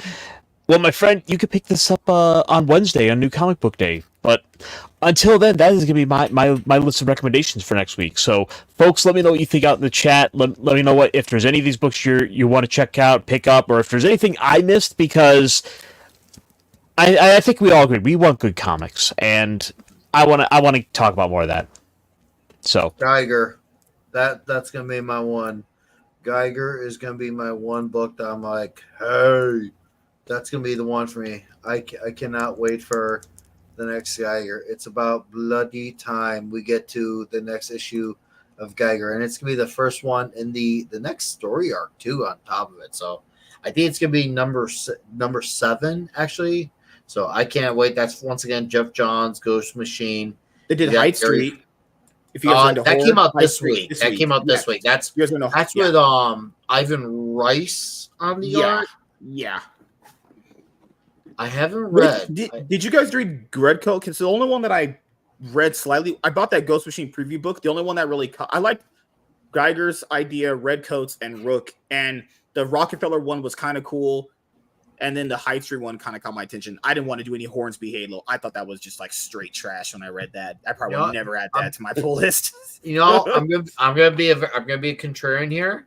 I actually am curious about Halo and Hornsby. No way! You're trolling me. I'm not joking. No, I'm super serious. That's crazy. I'm super serious. I actually am looking for that because of who's involved. You got Peter Tomasi on there.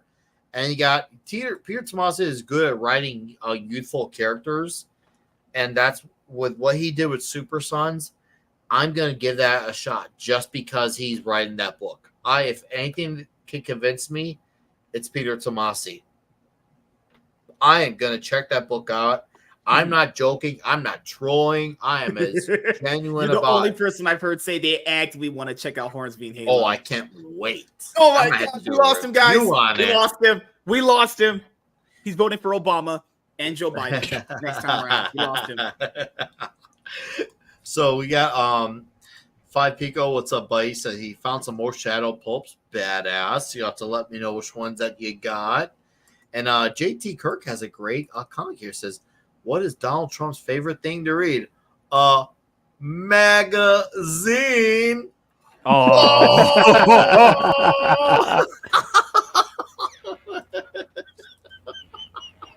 That's like, You know, I can Yeah. imagine if I hung out with JT Kirk at 4 a.m. in person, we were all drunk, we're all at the table. It's us five. JT Kirk is there.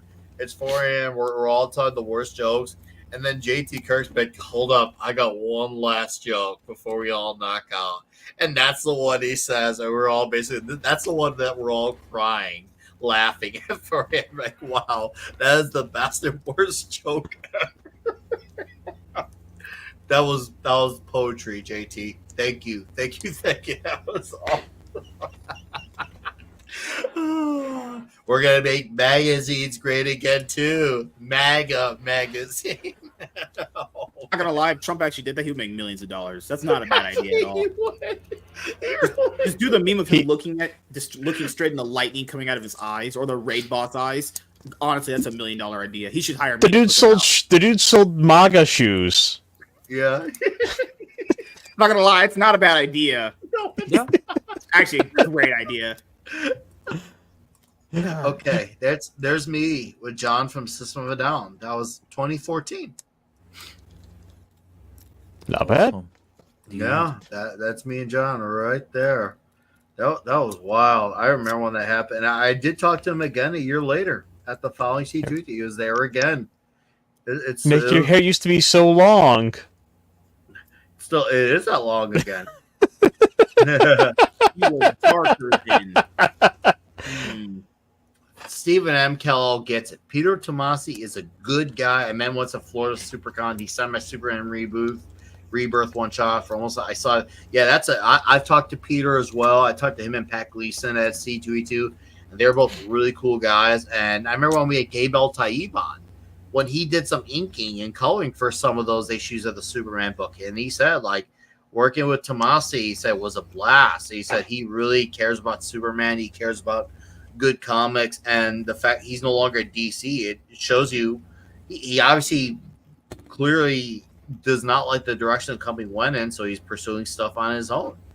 And that's another reason why I'm gonna give this man a shot, because I believe if he could get such a ridiculous story like that done, he's gonna nail it. And if people are, I'm gonna no. If I somehow don't like it, I will admit it. I will. But something tells me I'm gonna be that guy I'm gonna go up to bat. I should do a review for that one when it comes. I really should, because that definitely seems like the one that's got the deck stacked against it. But I think that one's gonna surprise people. So we're gonna find out though. Comes out next month, the same month when the new G.I. Joe #1 comes out in the Energon universe. So yeah, November's gonna be good. Isn't that gonna be kind of confusing? Because Image is already doing a G.I. Joe series. Well, that's called G.I. Joe: A Real American Hero. I hate comics. I hate them so much. Well, they do also have this labeled with the Energon universe. I think up in the corner it looks like.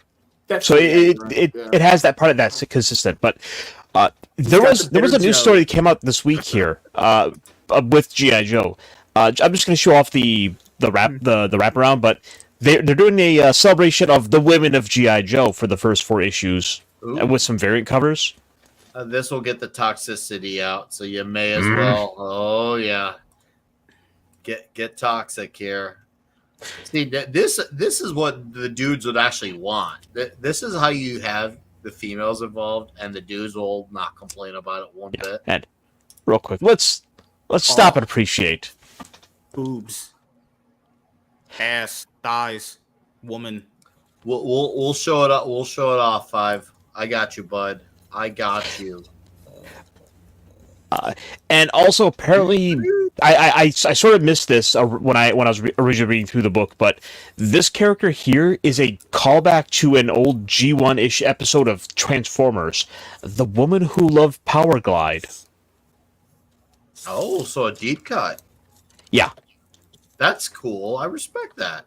So Power it's clear Glide that looking like the greatest of all Autobots right now. when Joshua Williamson was talking about how he did his homework for G.I. Joe in the early issues of Duke in the letters book, just like Dan Johnson, it shows these guys clearly they're getting guys involved who know their stuff for these main books. So that's good. No, hey, I respect that he did that. Man, such a misogynist, Ironcaster, wanting this. You toxic man. And our swag king over here is he's like nothing else matters. He's just happy that this exists.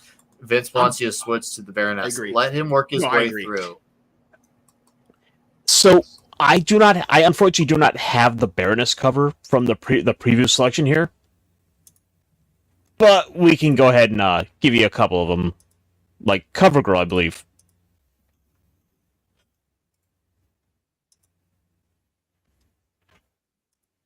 Ooh, white girl, and of course, we've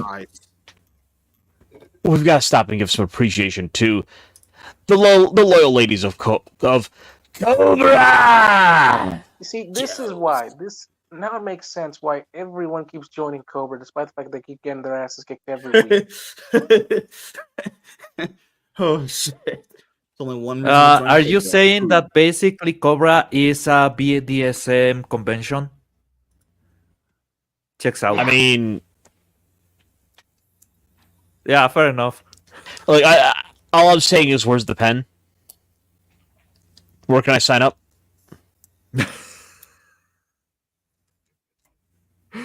Oh man.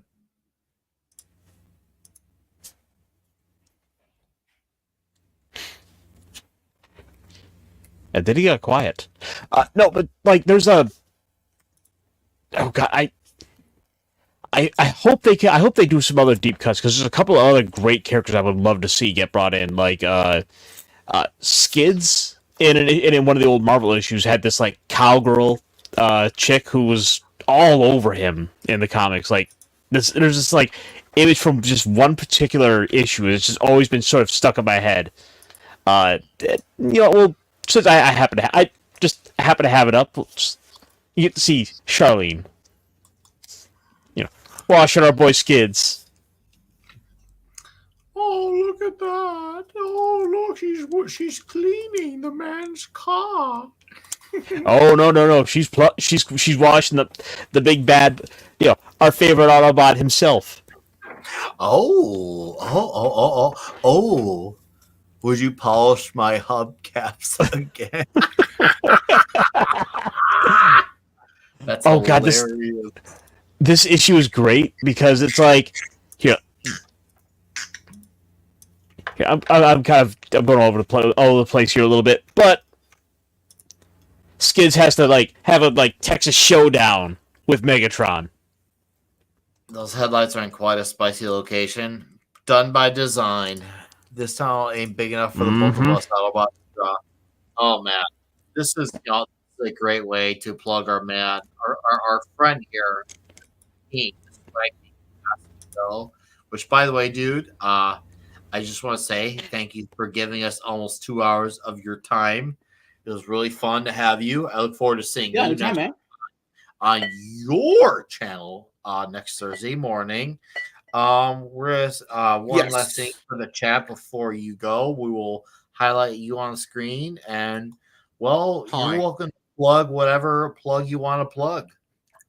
So I have dildos in my closet. Well, I can't use those on YouTube. So no. I'll show you guys. You're at to get intelligent here. I will show you. I will just share my screen so people can find where I'm at. There is Linktree, obviously. So if you want to subscribe to the channel, this is my long story short. I was a bigger content creator. YouTube took down my first channel for hate speech bullshit. So I rebranded my second channel that was for League of Legends into my main one. Long story short.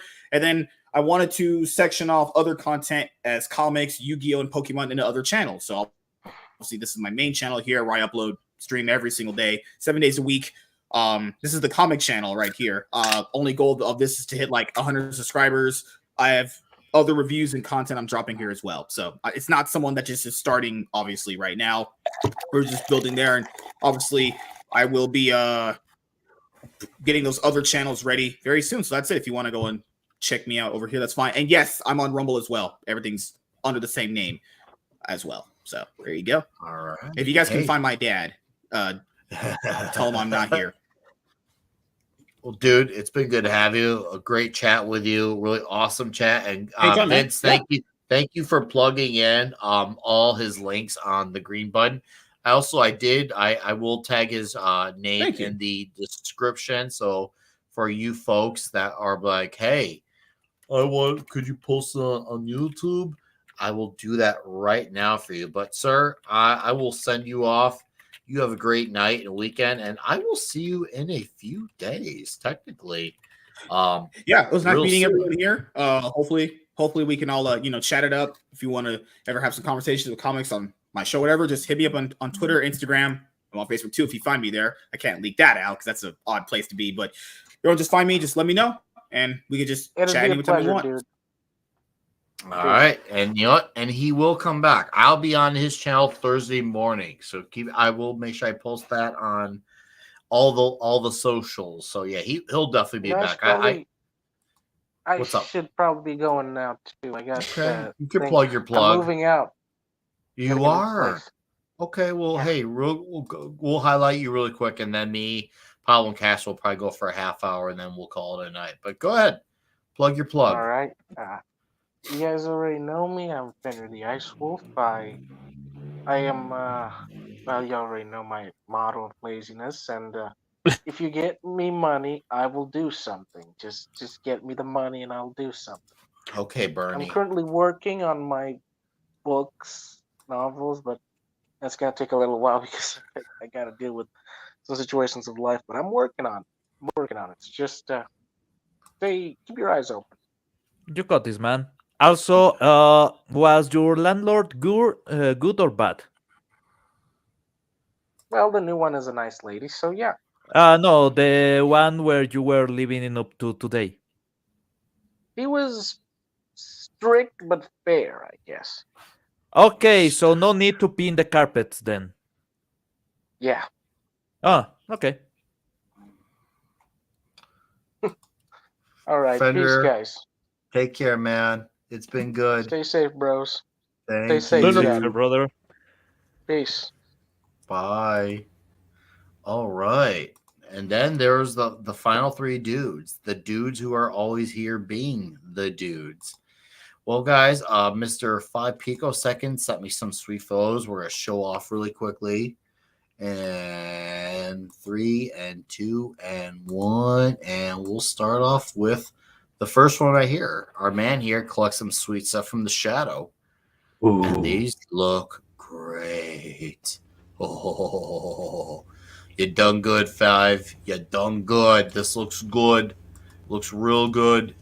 You got a Doc Savage too. Ooh, dude. And then you got a floor right here, right there. The tile sideways. Cool. Awesome. And then look at that collection of pulps right there. The shadow right there. We just see the initial 2. Oh, do you?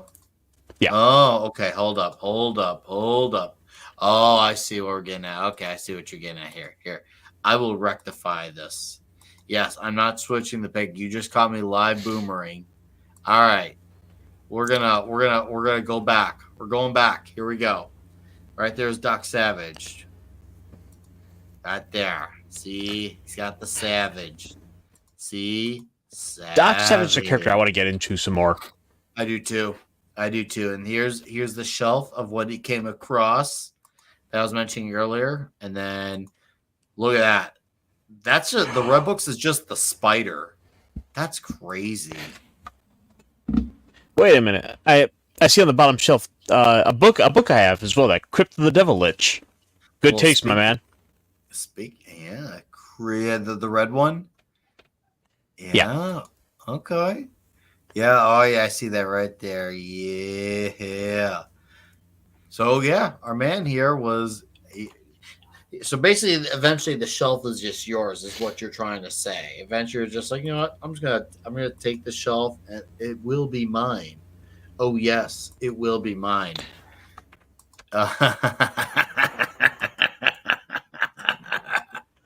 Oh yeah.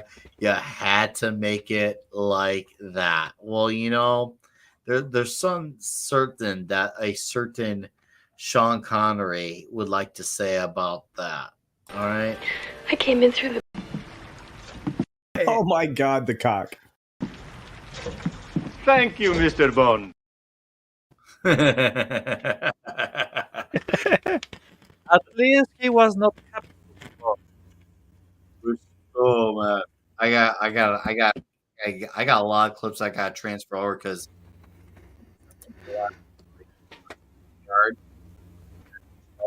Or kind of losing you.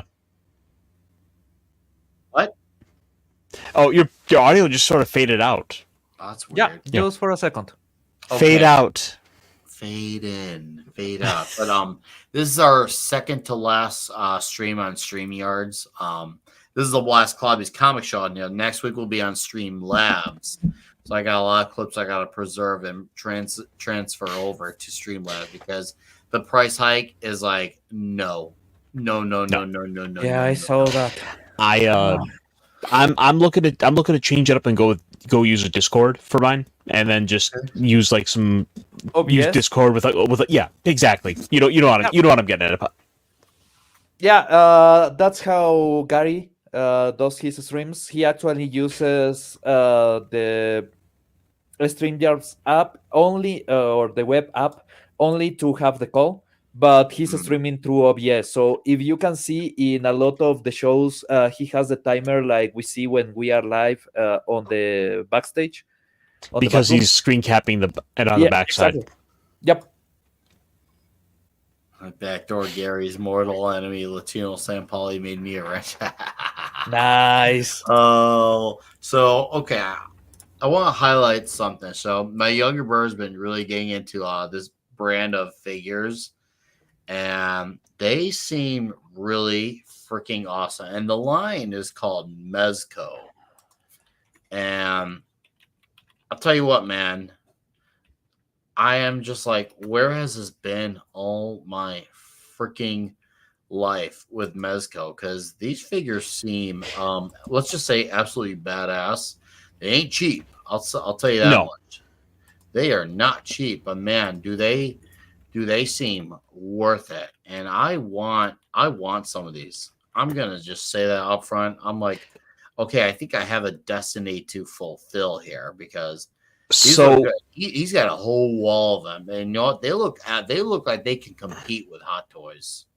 Not gonna so lie. I've purchased one or two of them before. They are very nice. Dude, they are so freaking killer. And what's cool about like the Marvel ones, they have a lot of them based off the comic counterparts. So we're gonna highlight these comic counterparts. And I saw some collections.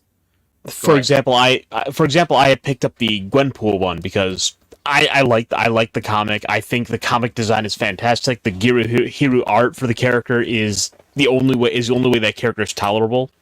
Mm-hmm. And I would have put some support behind it. It's like now I have like this little pink Deadpool clone above my shelf. Dude, so this is Doc Ock. This is $112. Dude, come on. And the fact that he's got like actual cloth uniform. Yeah, and you can remove it easily too, which is great, dude. Oh, I'm just saying. And I saw his Green Goblin one. He has the Green Goblin too, dude. These look really, really nice. And can we all agree that like the OG design like this is the best design? Dude, the this would scream out the Clobby. Dude, if Clobby were still alive, I would straight up be like, guys, Vulcan, to answer your question, this is mezcotoys.com, mezcotoyz.com. Dude, these figures are nuts. Now that I've actually seen them in person, I'm like, Did you see the Teenage Mutant Ninja Turtles? I did. Oh yes, there is TMNT. Oh, yep. We're gonna get there, but dude, even the Iron Fist, it's sold out right now. But dude, this Iron Fist is great. I don't love the cloth outfit. Oh, I love it. Oh. Well, it's just that extra little detailing kind of doesn't work for me. But like, I love the gloves, I love that, but I don't like those the weird stripe lines they've got on it. Okay. Oh man, I'm in Roman. The Morbius looks cool. I mean, granted, there's a crappy movie. However, good looks good. And I do like this Doctor Doom. This Doom looks nice. I can say that. This Doom, dude. If you go back to that first page, also it mentions the suit is made with metal. Dude, the first image. That's the most metal thing I've ever heard. Suit Right of there. armor made with real metal components. That is nuts. Seriously. I don't know. Now I need like them to get the Capcom license because like I wanna go start recreating like Marvel vs. Capcom. Uh-huh. I want like Doom's little spinning kick attack. Oh, the Spider-Man's awesome. Oh, let's go. Dude. This is so nuts. Seriously. Okay, let's look at The Spidey is absolutely great, man. All right, let's look at some TMNT. They got a Solomon Kane? They got us. Oh, we'll get there. Get there. Hold on. Well, let's look at this Casey Jones. It's really nice. That is very Good nice. articulations. Yeah. Oh, dude. Seriously, this is nuts. Oh, look at that Raphael next to him too. It makes me think that there must have been like a TMNT line. Oh, this must be that TMNT. So it looks like this is based off the first movie. That's my perception here. But dude, oh yeah, it totally is. Oh no, it kind of looks more like the early IDW Kevin Eastman stuff. Which either way, I'm fine with. I love those early comics, but man, dude, look at even the detail on the pizza, dude. Oh, that's it. By the way, okay, I'm a bit salty. I'm just venting at this point. I have spent maybe too much in Magic the Gathering cards, so I cannot buy anything else. A guy that goes to my store got one of the new mystery box, and as part of the extras of the freebies comes a couple of cards in alternate arts. There's a ponder that is a turtle eating pizza, and I want it so much. It's $25. As I said, I'm spent out on Magic, so I cannot get it. But the guy has not sold it. So maybe if I'm intelligent, if I sell the right cards, I can get the money and buy that ponder. It's a card that normally costs like $3. $25 for it is not really intelligent. But again, it's a turtle eating pizza in comic book art. It's a clear homage to Ninja Turtle. So I want it so much. The trench coat, dude. These are incredible, bro. These are so good. They're so good. They have multiple clothing options too. Conan. Oh, they got Conan, guys. They got the Cimmerian. Fuck. Wow. King Conan for $100. That's holy crud. Yeah. I think I see where the future is at. Dude. I think I know where the future is at. Just so you guys understand my saltiness, I will share the image so we can. Okay. Yeah. We got to see your suffering. Yeah. I'm already sharing, so if you want, just for a second. Ponder. Yeah, I that's like the 400 donut for all 4 turtles, Steven. that's 400. That's actually a really good price. That My dude, I want this card so much. I know I'm not getting it. I have a couple of ponders already. This is just because it looks cool and it reminds me to Ninja Turtles. That's it. God damn it, they got me with this. they did get you with it, but bro, dude, I'm Pablo. Pablo, we might have to have an intervention here. We need to pull you back from the magic. You know why I'm spent out on Magic? Because the store that I go to got the Sheldon Secret Layer. So obviously it has the Teferi's protection in beautiful Rainbow Foil. I had to get it because I needed a Teferi's protection, but that means I cannot buy a single card for like 2 months. guys, I it's fucked up. Nightwing. It's freaking Nightwing. Come on, this is great. Oh, I love, dude. This is killer. It's 95. That's actually really good. Ooh, Golden Age Batman with Two-Face? Oh, 190? Oh. Man. Oh, that's good. Oh, dude. That Fucking. is. Oh, wait. Go back to the one where you can see clearly the face. Yeah. The cheekbones Yeah. are perfect. I can see. No, the on adjustment Batman. of the face. If you Oh, go to yeah. the next one, Batman under the the cheekbones are absolutely perfect. Yeah. I know. It really, Fucking dude, A. Fucking A. dude. I know where my future's at. You know, I'm gonna have some serious problems. So I mentioned it before, but it's the fact that those are cloth suits just make them so much better. Yep. Oh, I know. Oh, this is sold out, but we're gonna be in that A Man Can Dream phase right now. Light up features. Oh, Dr. Fate. Okay, I prefer the Justice League Unlimited costume, but But yeah, this is so good, it's great. bro. I don't disagree on Justice League Unlimited. I'm with you there, but come on, dude. This is it's fantastic. It's so damn good. Oh, Christopher Reeve Superman. I need that one. Dude.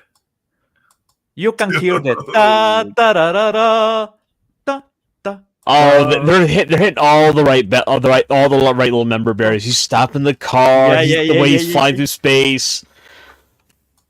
Oh. Yeah. Oh man, this is, dude. Strangely enough, they got the underchin. Go on. The underchin on his face is really difficult because it's not fat, but because the chin is kinda upwards, the tissue under the jaw is kinda bulgy, and you can. If you see the original Superman movies, you will notice that it's not like he's fat. It's just the shape of his jaw and everything makes a little bulge under the jaw, and it's absolutely perfect on the figure. So, they've gone and also made one particular character who I've wanted an action figure of for years, ever since I was a little kid. Who would that be? And this would be this would be the mechanical monster from the Fleischer cartoons of Superman. Oh man. I'm glad I'm covered. If not, I will be Firefly, Snake Eyes, Duke. I know. If I'm I was thinking. not sober, I will be going to the page and already destroying my economy. Sorry. TZ with a $10 Rumble rant says Toy Fun Nick. Oh, and so it begins. Maybe Do it. maybe you might see it happen next week, because obviously I can't do it all night tonight, but maybe next week you'll see it happen live on stream. Dude, Ben says Christopher Reeve was actually pretty buff. You have no idea. Oh, dude, he was. Have you ever He seen? was jacked. Yeah, have He you was ever seen the shirtless photos that they had? Not even for Superman, just the shirtless photos that they have for Christopher Reeve. Mm-hmm. Absolutely incredible. The guy was a beast. Now, Nick, Oh, yeah. I got some Really bad news for you here. Hold on. There's 13 on Rumble. Thank you guys for being on Rumble. It's nice to know that we have people actually watching on Rumble. And once again, TZ, thank you for that 10. That is freaking awesome. You guys have been really generous with the super chats and the Rumble rants tonight, so it doesn't go unnoticed. Carry on, Caster. So I have some bad news for you, Nick, and you might need to brace yourself for this. You might need to have a drink ready. Okay. They do not have toys for Rebel Moon. Oh no! How can we live now? That explains everything. The pain in my joints, the crisis of my country. No, wait. That's bad government and bad diet. Devo's right. Is that the way they have these polls to match? Dude, it really is. Yep. They know what's going to get your attention. Yep. They know. They straight up. Whoever worked on these things, it's clear they knew what they're doing. They knew what their intent was. Dude. Come on, the hat and the torch. Oh. Great. Dude. Oh, this is nice. It actually might be one of my favorite ones, not gonna lie. This is killer. Okay, do you guys remember the incredible, amazing movie Van Helsing? I've got, as we were going through those, like, I had crazy Ozzy, crazy train going through my head, just picturing him just like fighting all this badass shit. He's running through the air, screaming, think about Hugh Jackman in this suite after watching him on Helsing. Who knows what evil lurks in the hearts of men? The Shadow knows. Is there any figures for the Shadow movies? I don't. There was when the movie was coming out, and in theaters, there actually was a line of figures. Actually, I remember those at Toys R Us at the time. There was a Shadow line during the movie. I remember that. I'm gonna have to dig for those online, but some are really pricey. I remember looking at the prices for those, like, bro, these are nuts in prices. But dude, these are. That is nice. Okay, do me a favor. Can you search if they have something Hellboy? Yeah, of course. I will actually be content with They do not. Hebron Sapiens. Okay, fuck them. Sorry. I was like, I can't get your money. Yeah, even if they don't have Hellboy, they can have an Hebron Sapiens or something like that, and I'm still cool. Okay, they don't have shit. They got Popeye. They got the Crow, which is cool. Better only be Brandon Lee, by the way. Otherwise, we're going to have to sue. Dick Tracy, cool. We'll take a quick look at Dick Tracy. At the Warriors. Godzilla, Kaiju, they got. And, of course, they got a lot of Elvira icons as well. Elvira, Indiana Jones, Pennywise. It's like I will regret this, but can we see the Indiana Jones ones? Sure. Let's take a look quick at Dick Tracy, because I like this. Oh, old school Dick Tracy. Dude. The coloring. Yeah. Oh, dude, look at the pose. Calling Dick Tracy. Oh, this is good, dude. Oh my God, that's really good.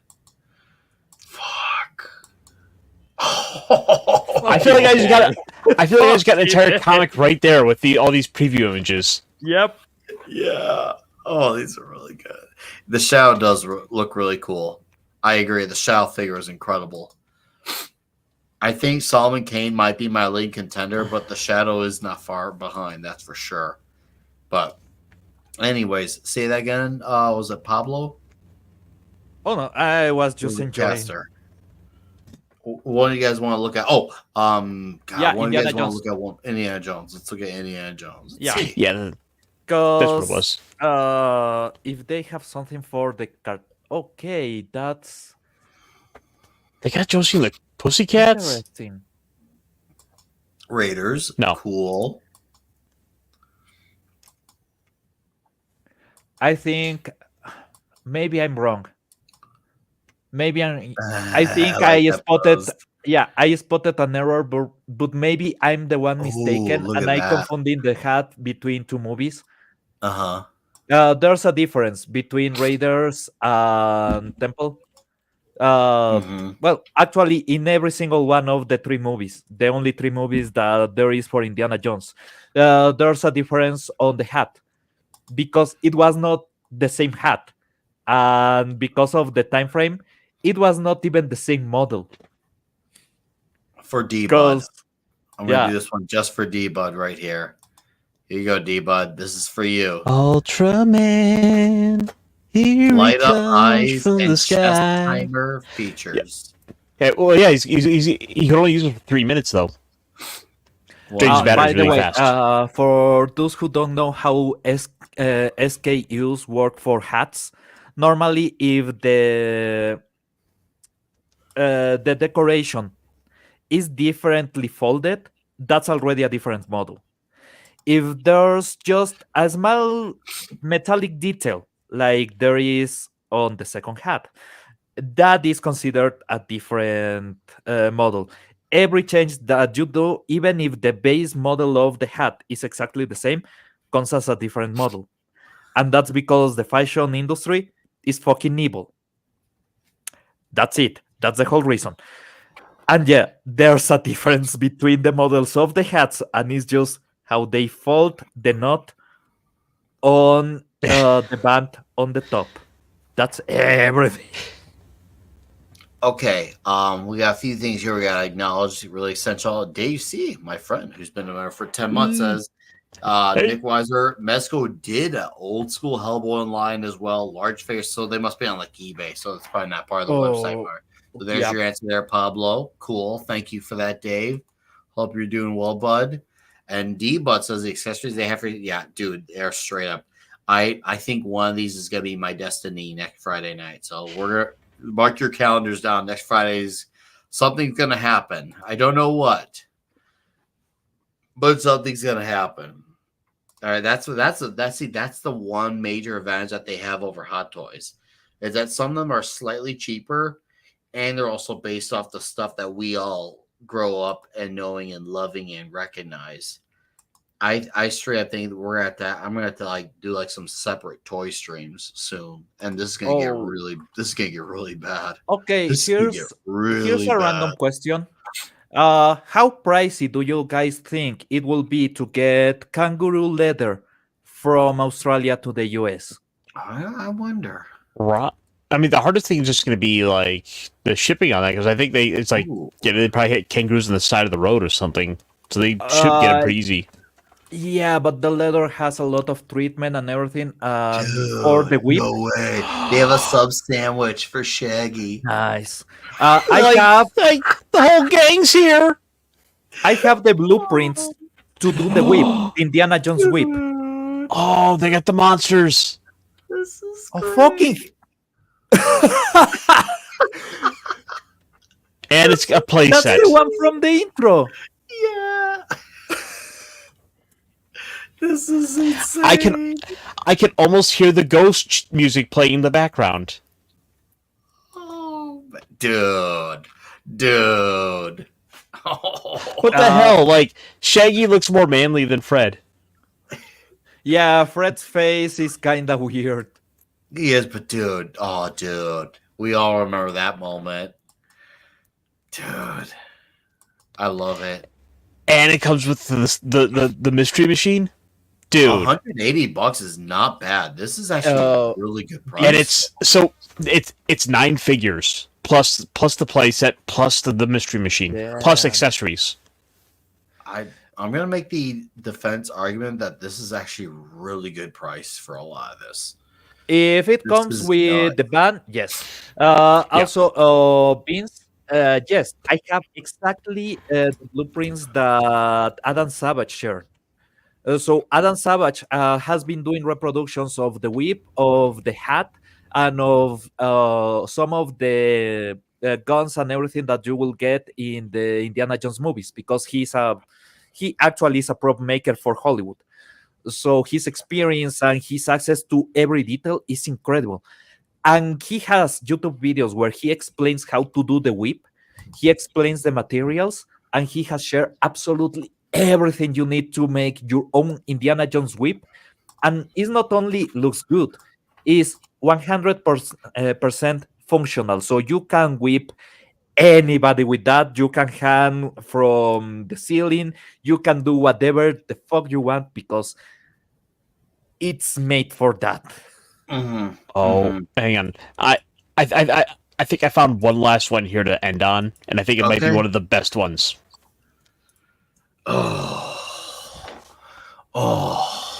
These are the more limited, like 5 points of articulation figures, but that's kind of perfect for sort of the kid angle. Dude, look at that Batmobile. That Catwoman. Okay, normally in this kind of toys, the female toys suck. That's why people don't buy them. That Catwoman, Dude, the face sculpt. yeah, that Joker is looks really incredible. good. That Joker's really good. I gotta say, that Joker is incredible. And the Batmobile is incredible, man. It's perfect. You light, yeah, you just need a light from the front angle, and it will look exactly like in the intro. The hubcaps come out. Yep. The rocket flame, dude. They've even got like a little mask for the gas. Seriously, this is nuts. And we got TZ with another $10 Rumble rant. Says Mezco fundraising for Nick. The shadow looks cool. You have a hard choice next week, Nick. Ooh. Dude, I do have a hard choice. Thank you for the other 10 Rumble rant. But yeah, this That Catwoman is perfect, man. Thank you guys seriously for the super chats and Rumble rants tonight. I've made just right around 50 tonight. That's nuts. I just combined the two. I've made right around 50. That's insane. Thank you guys, and thank you TZ for giving the goods on the Rumble. So, dude, I'm about to go full deep cut. Fish. Look at the fish. The fish. I'm about to go full deep cut. Did you guys ever saw or even get I remember that Xena Warrior Princess line of toys? I don't. I've seen them. I remember they had them, but I never looked into them. I had them. The Xena model, the Xena body was a man's body. It looked terrible. The toy was absolutely hideous. Same goes for most of the female toys that I have ever bought. That's why I don't buy them anymore. Female figures are really make or break. Spot on. It looks exactly as it should. Yeah, it's that, cell animation, like, perfect match. It really is perfect. It really is. The face on Batman and everything. And each one comes like dude. You almost want to just put them on the wall and not play with them, but we don't do that around here. Yeah. How much is for each one? It's 125 for the lot of them. Oh fuck me! I will have to sell them now. So Shit. To put this in consideration, folks, we're talking 25 for each item. That's four figures plus the Batmobile. Yep. No, the price is great.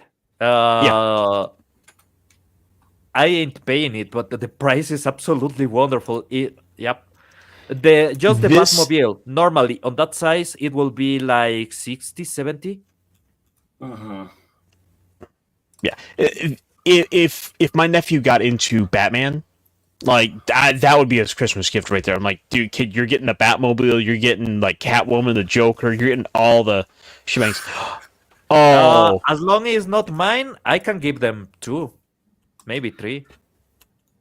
like that's not the only Batman they have, by the way. Okay, show off one more, and then we'll call it a night. Why not? Let's show off one more. You are the devil. Oh yeah. Oh, there's the thug he beats up too. That's great. Yeah, I am being an enabler tonight. I'll admit it. This looks like one that I had. Right? This looks exactly like one that I had. Oh, that's nice. With film accurate features, seated for 2. Batman at most 5 points figures can sit inside. Wow. I had this Batman. I swear, I had it. The fucking Sculpt Man. Did they do a? Did they? And, wait a minute. This isn't film accurate. He can turn his head. And that will never get old. The fact that he had to turn his body. Can you imagine like what that had to have been like the first week out set with that outfit on? Just know he had to turn his entire body. JT Kirk, if you have seen Infinity War, there's that phrase, all that you will get is dust and blood. And the girl goes, we have blood to spare. Well, here in Ecuador, we have a lot of things like that to spare. So yeah, selling body fluids for the toys ain't happening. You can get them for free in the streets. That's all. Dude, they have an armored shell put over it, like in the movie. Fucking hell, man! This is evil. Yeah, exactly. That's the right word. This is nostalgia baiting at its finest. Oh wait, that's the guy from the art. Yeah. So, but now you need 2 of them because we got 2 different we got 2 different head sculpts for 2 people.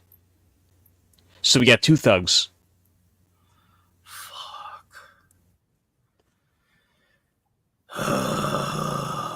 He's just Joker goon. Dude. Not that one. I like this one. I They do must too. out a ton of. Yeah. Please don't share this with Tom. Oh, I know, right? Straight So- up, man. He needs to remain solvent. What do we think the price is going to be? Handy. A handy 10. Nick? Trying to think here. Gotta need an answer. 250. 110. Shut up.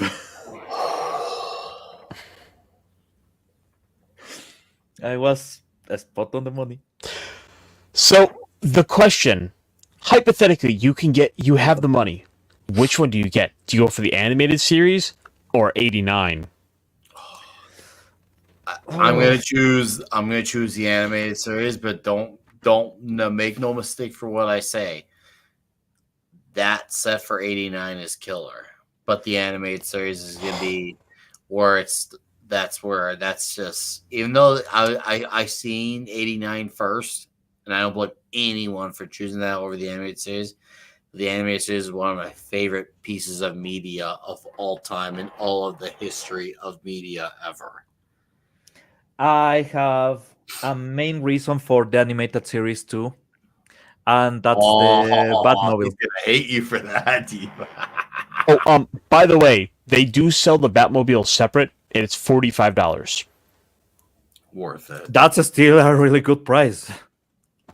But can you For imagine myself, doing a diorama with that Batmobile, with the light post and everything, just redoing the street oh, from the intro?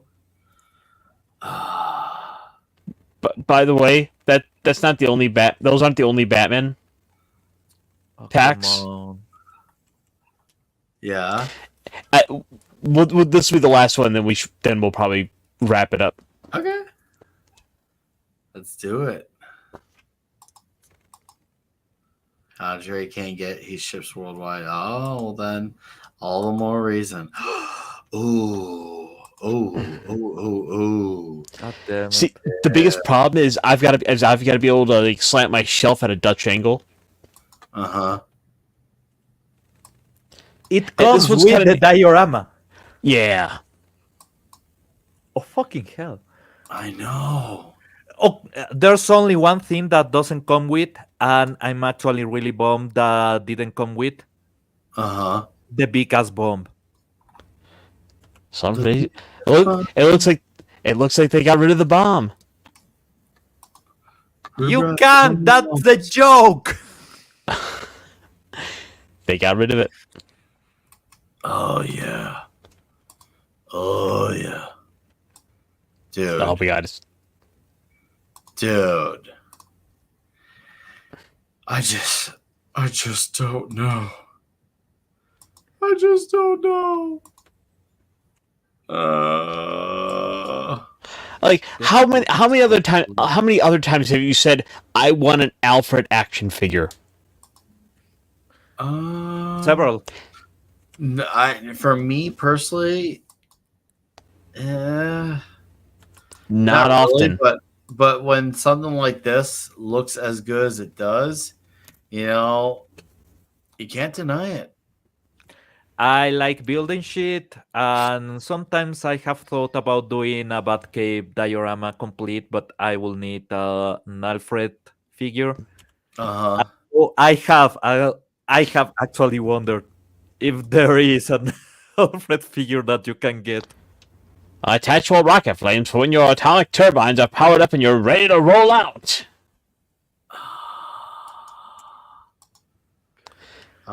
Dude, all I'm saying is like I better get some like little paper computer modules for this Batcave. That's nice. Oh god. Dude. So amazing. I know. Wah, wah.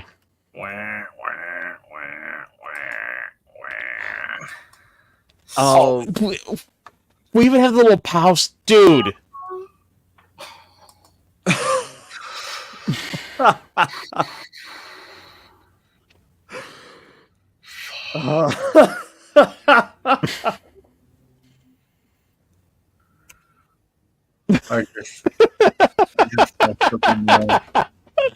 I love it. can you get a close up of the Joker face? Clip Batman and Robin and slide them down onto the bat poles and slide them into action. It comes with bat poles? Dude. Yeah, right? I really need to look at Joker's face for one reason and one reason only. To see if there's a mustache that is painted face color. I think we'll be getting there. Wow. I just don't know anymore. I do know. I'm like, oh, that's a good Catwoman, actually. Yeah. Yeah, it's a really damn good Catwoman. I'm gonna come. Oh yeah, Vince, you called it. Yeah. God damn. All of this, all of like the accessories and all that. $140.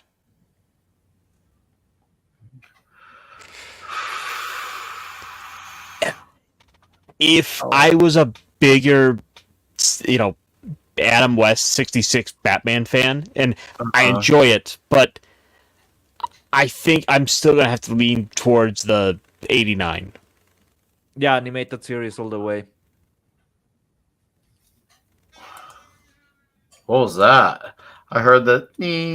Oh, What was my that? What was it? vaporizer. Sorry, I used to use another sound interface to connect my XLR microphone to my PC, but that one kinda died. Yeah, these few weeks have been rough. So I had an older one, and it's a really good one. Cheap, but really, really good. The issue is that the potency allows any microphone to just get everything from the room and from the street and from everywhere. So I still have to tune it a bit to see if I can get some noise cancellation by just lowering the volume and speaking right to the microphone. But this diaphragm microphone, because it's using phantom power, is incredibly sensitive to any vibration. And when I do silent recordings to test the audio, I can hear my dogs breathing in the other room. It's fucking amazing. The thing is like $30 on the US.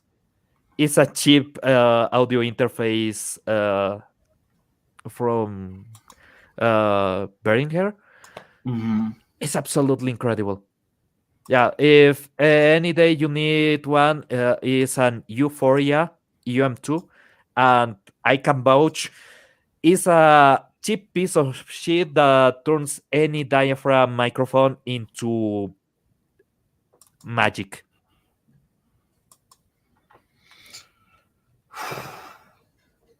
Well, from Sorry, I'm an diaphragm audio to aficionado. no, it's okay. I as you're going for the last part, my brain just blanked out.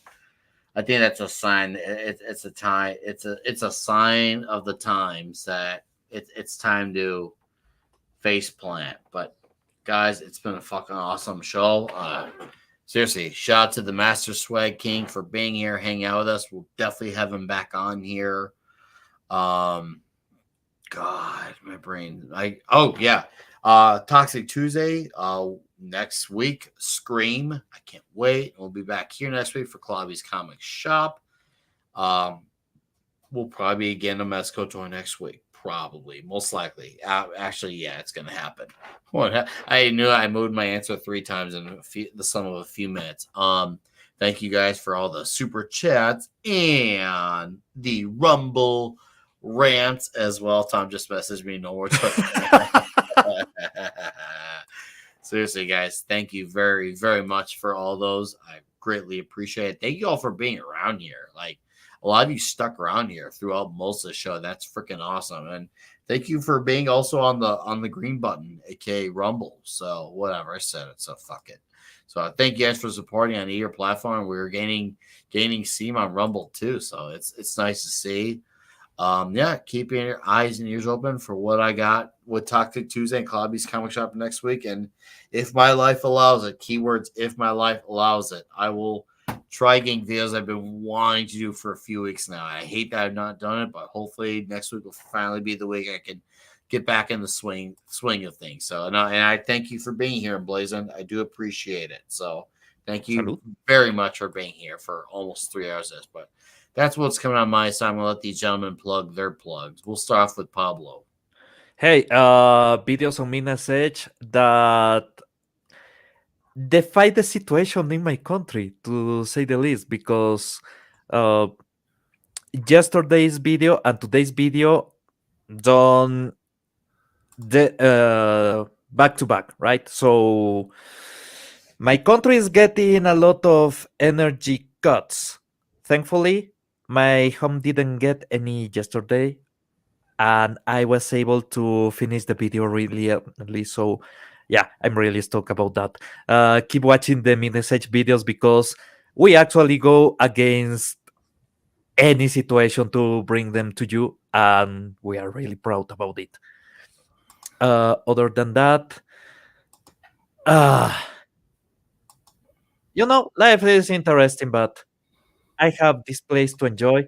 I also can go and play Magic the Gathering. I have things to do that actually makes me feel happy.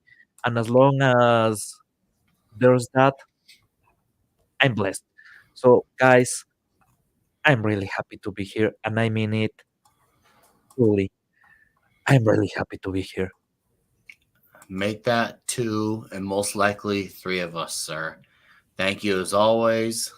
Guys, go saludo to Pablo, Midnight's Edge Espanol. Keep up the magic, sir. You have a great weekend, and we'll see you next week. You too, bro. Ironcaster. Hey folks, you can find me over my channel Ironcaster, where on Monday nights we do the Mech Pit Chat, where we talk about the general positive side of pop culture with a little bit of slanting towards some big robots and a little bit of Tokusatsu, that Ultraman, that Kamen Rider, all that kind of fun stuff. I might be actually this morning I might be taking off because work is requiring me to get up at like 3 a.m. So yay. But Tuesday I'll be on with over on Pops and Pops' channel for our show Talk Hardware. This week we are sitting down to talk about classic film in the way of Predator. Ooh. Oh, yeah. You want to talk about a movie that will straight up, like, a boy will turn into a man in one night? Straight up, that movie will do it. Best action movie and horror movie at the same time. I ain't got time to bleed. I ain't got time to bleed. Hey, man. You're one ugly son of a bitch. How is that we get so many great lines in that movie and also the greatest homoerotic imagery you could ever imagine? All the things that movie was, that movie was massive. Everyone in the chat, yeah, you guys, it really was. That was like one of the pinnacles of getting a little soft, pushing pencils. No, I don't know what I'm watching tonight. Great, straight up. I'm. By the way, Caster, thank you as always, sir. Thank you for keeping us informed on what other new stuff we're missing. It's greatly appreciated. And I'm going to try to work probably Monday on getting this locals. I'm in the final stages of it. I'll finally get that going. I will have a member stream going. And I think probably not this coming Sunday, but the following Sunday after, for about 4 or 5 weeks, I might do a Sunday night show just for those few weeks only because Mark D with C usually has his Sunday night geekery. I might do one just to talk about the Penguin while that's going on. And then when I'm done with that, bring people over to Mark's show anyway. So I got to sit on it, but just keep your eyes and ears open. But not Rumble. Locals should be up within the next week, hopefully. Once again, no jinxing, but finally. But guys, it's been bloody damn good. But now we have to be at a point where we got to get the living hell out of it. So thank you guys. Have a great night and weekend. You're still here? It's over. Go home.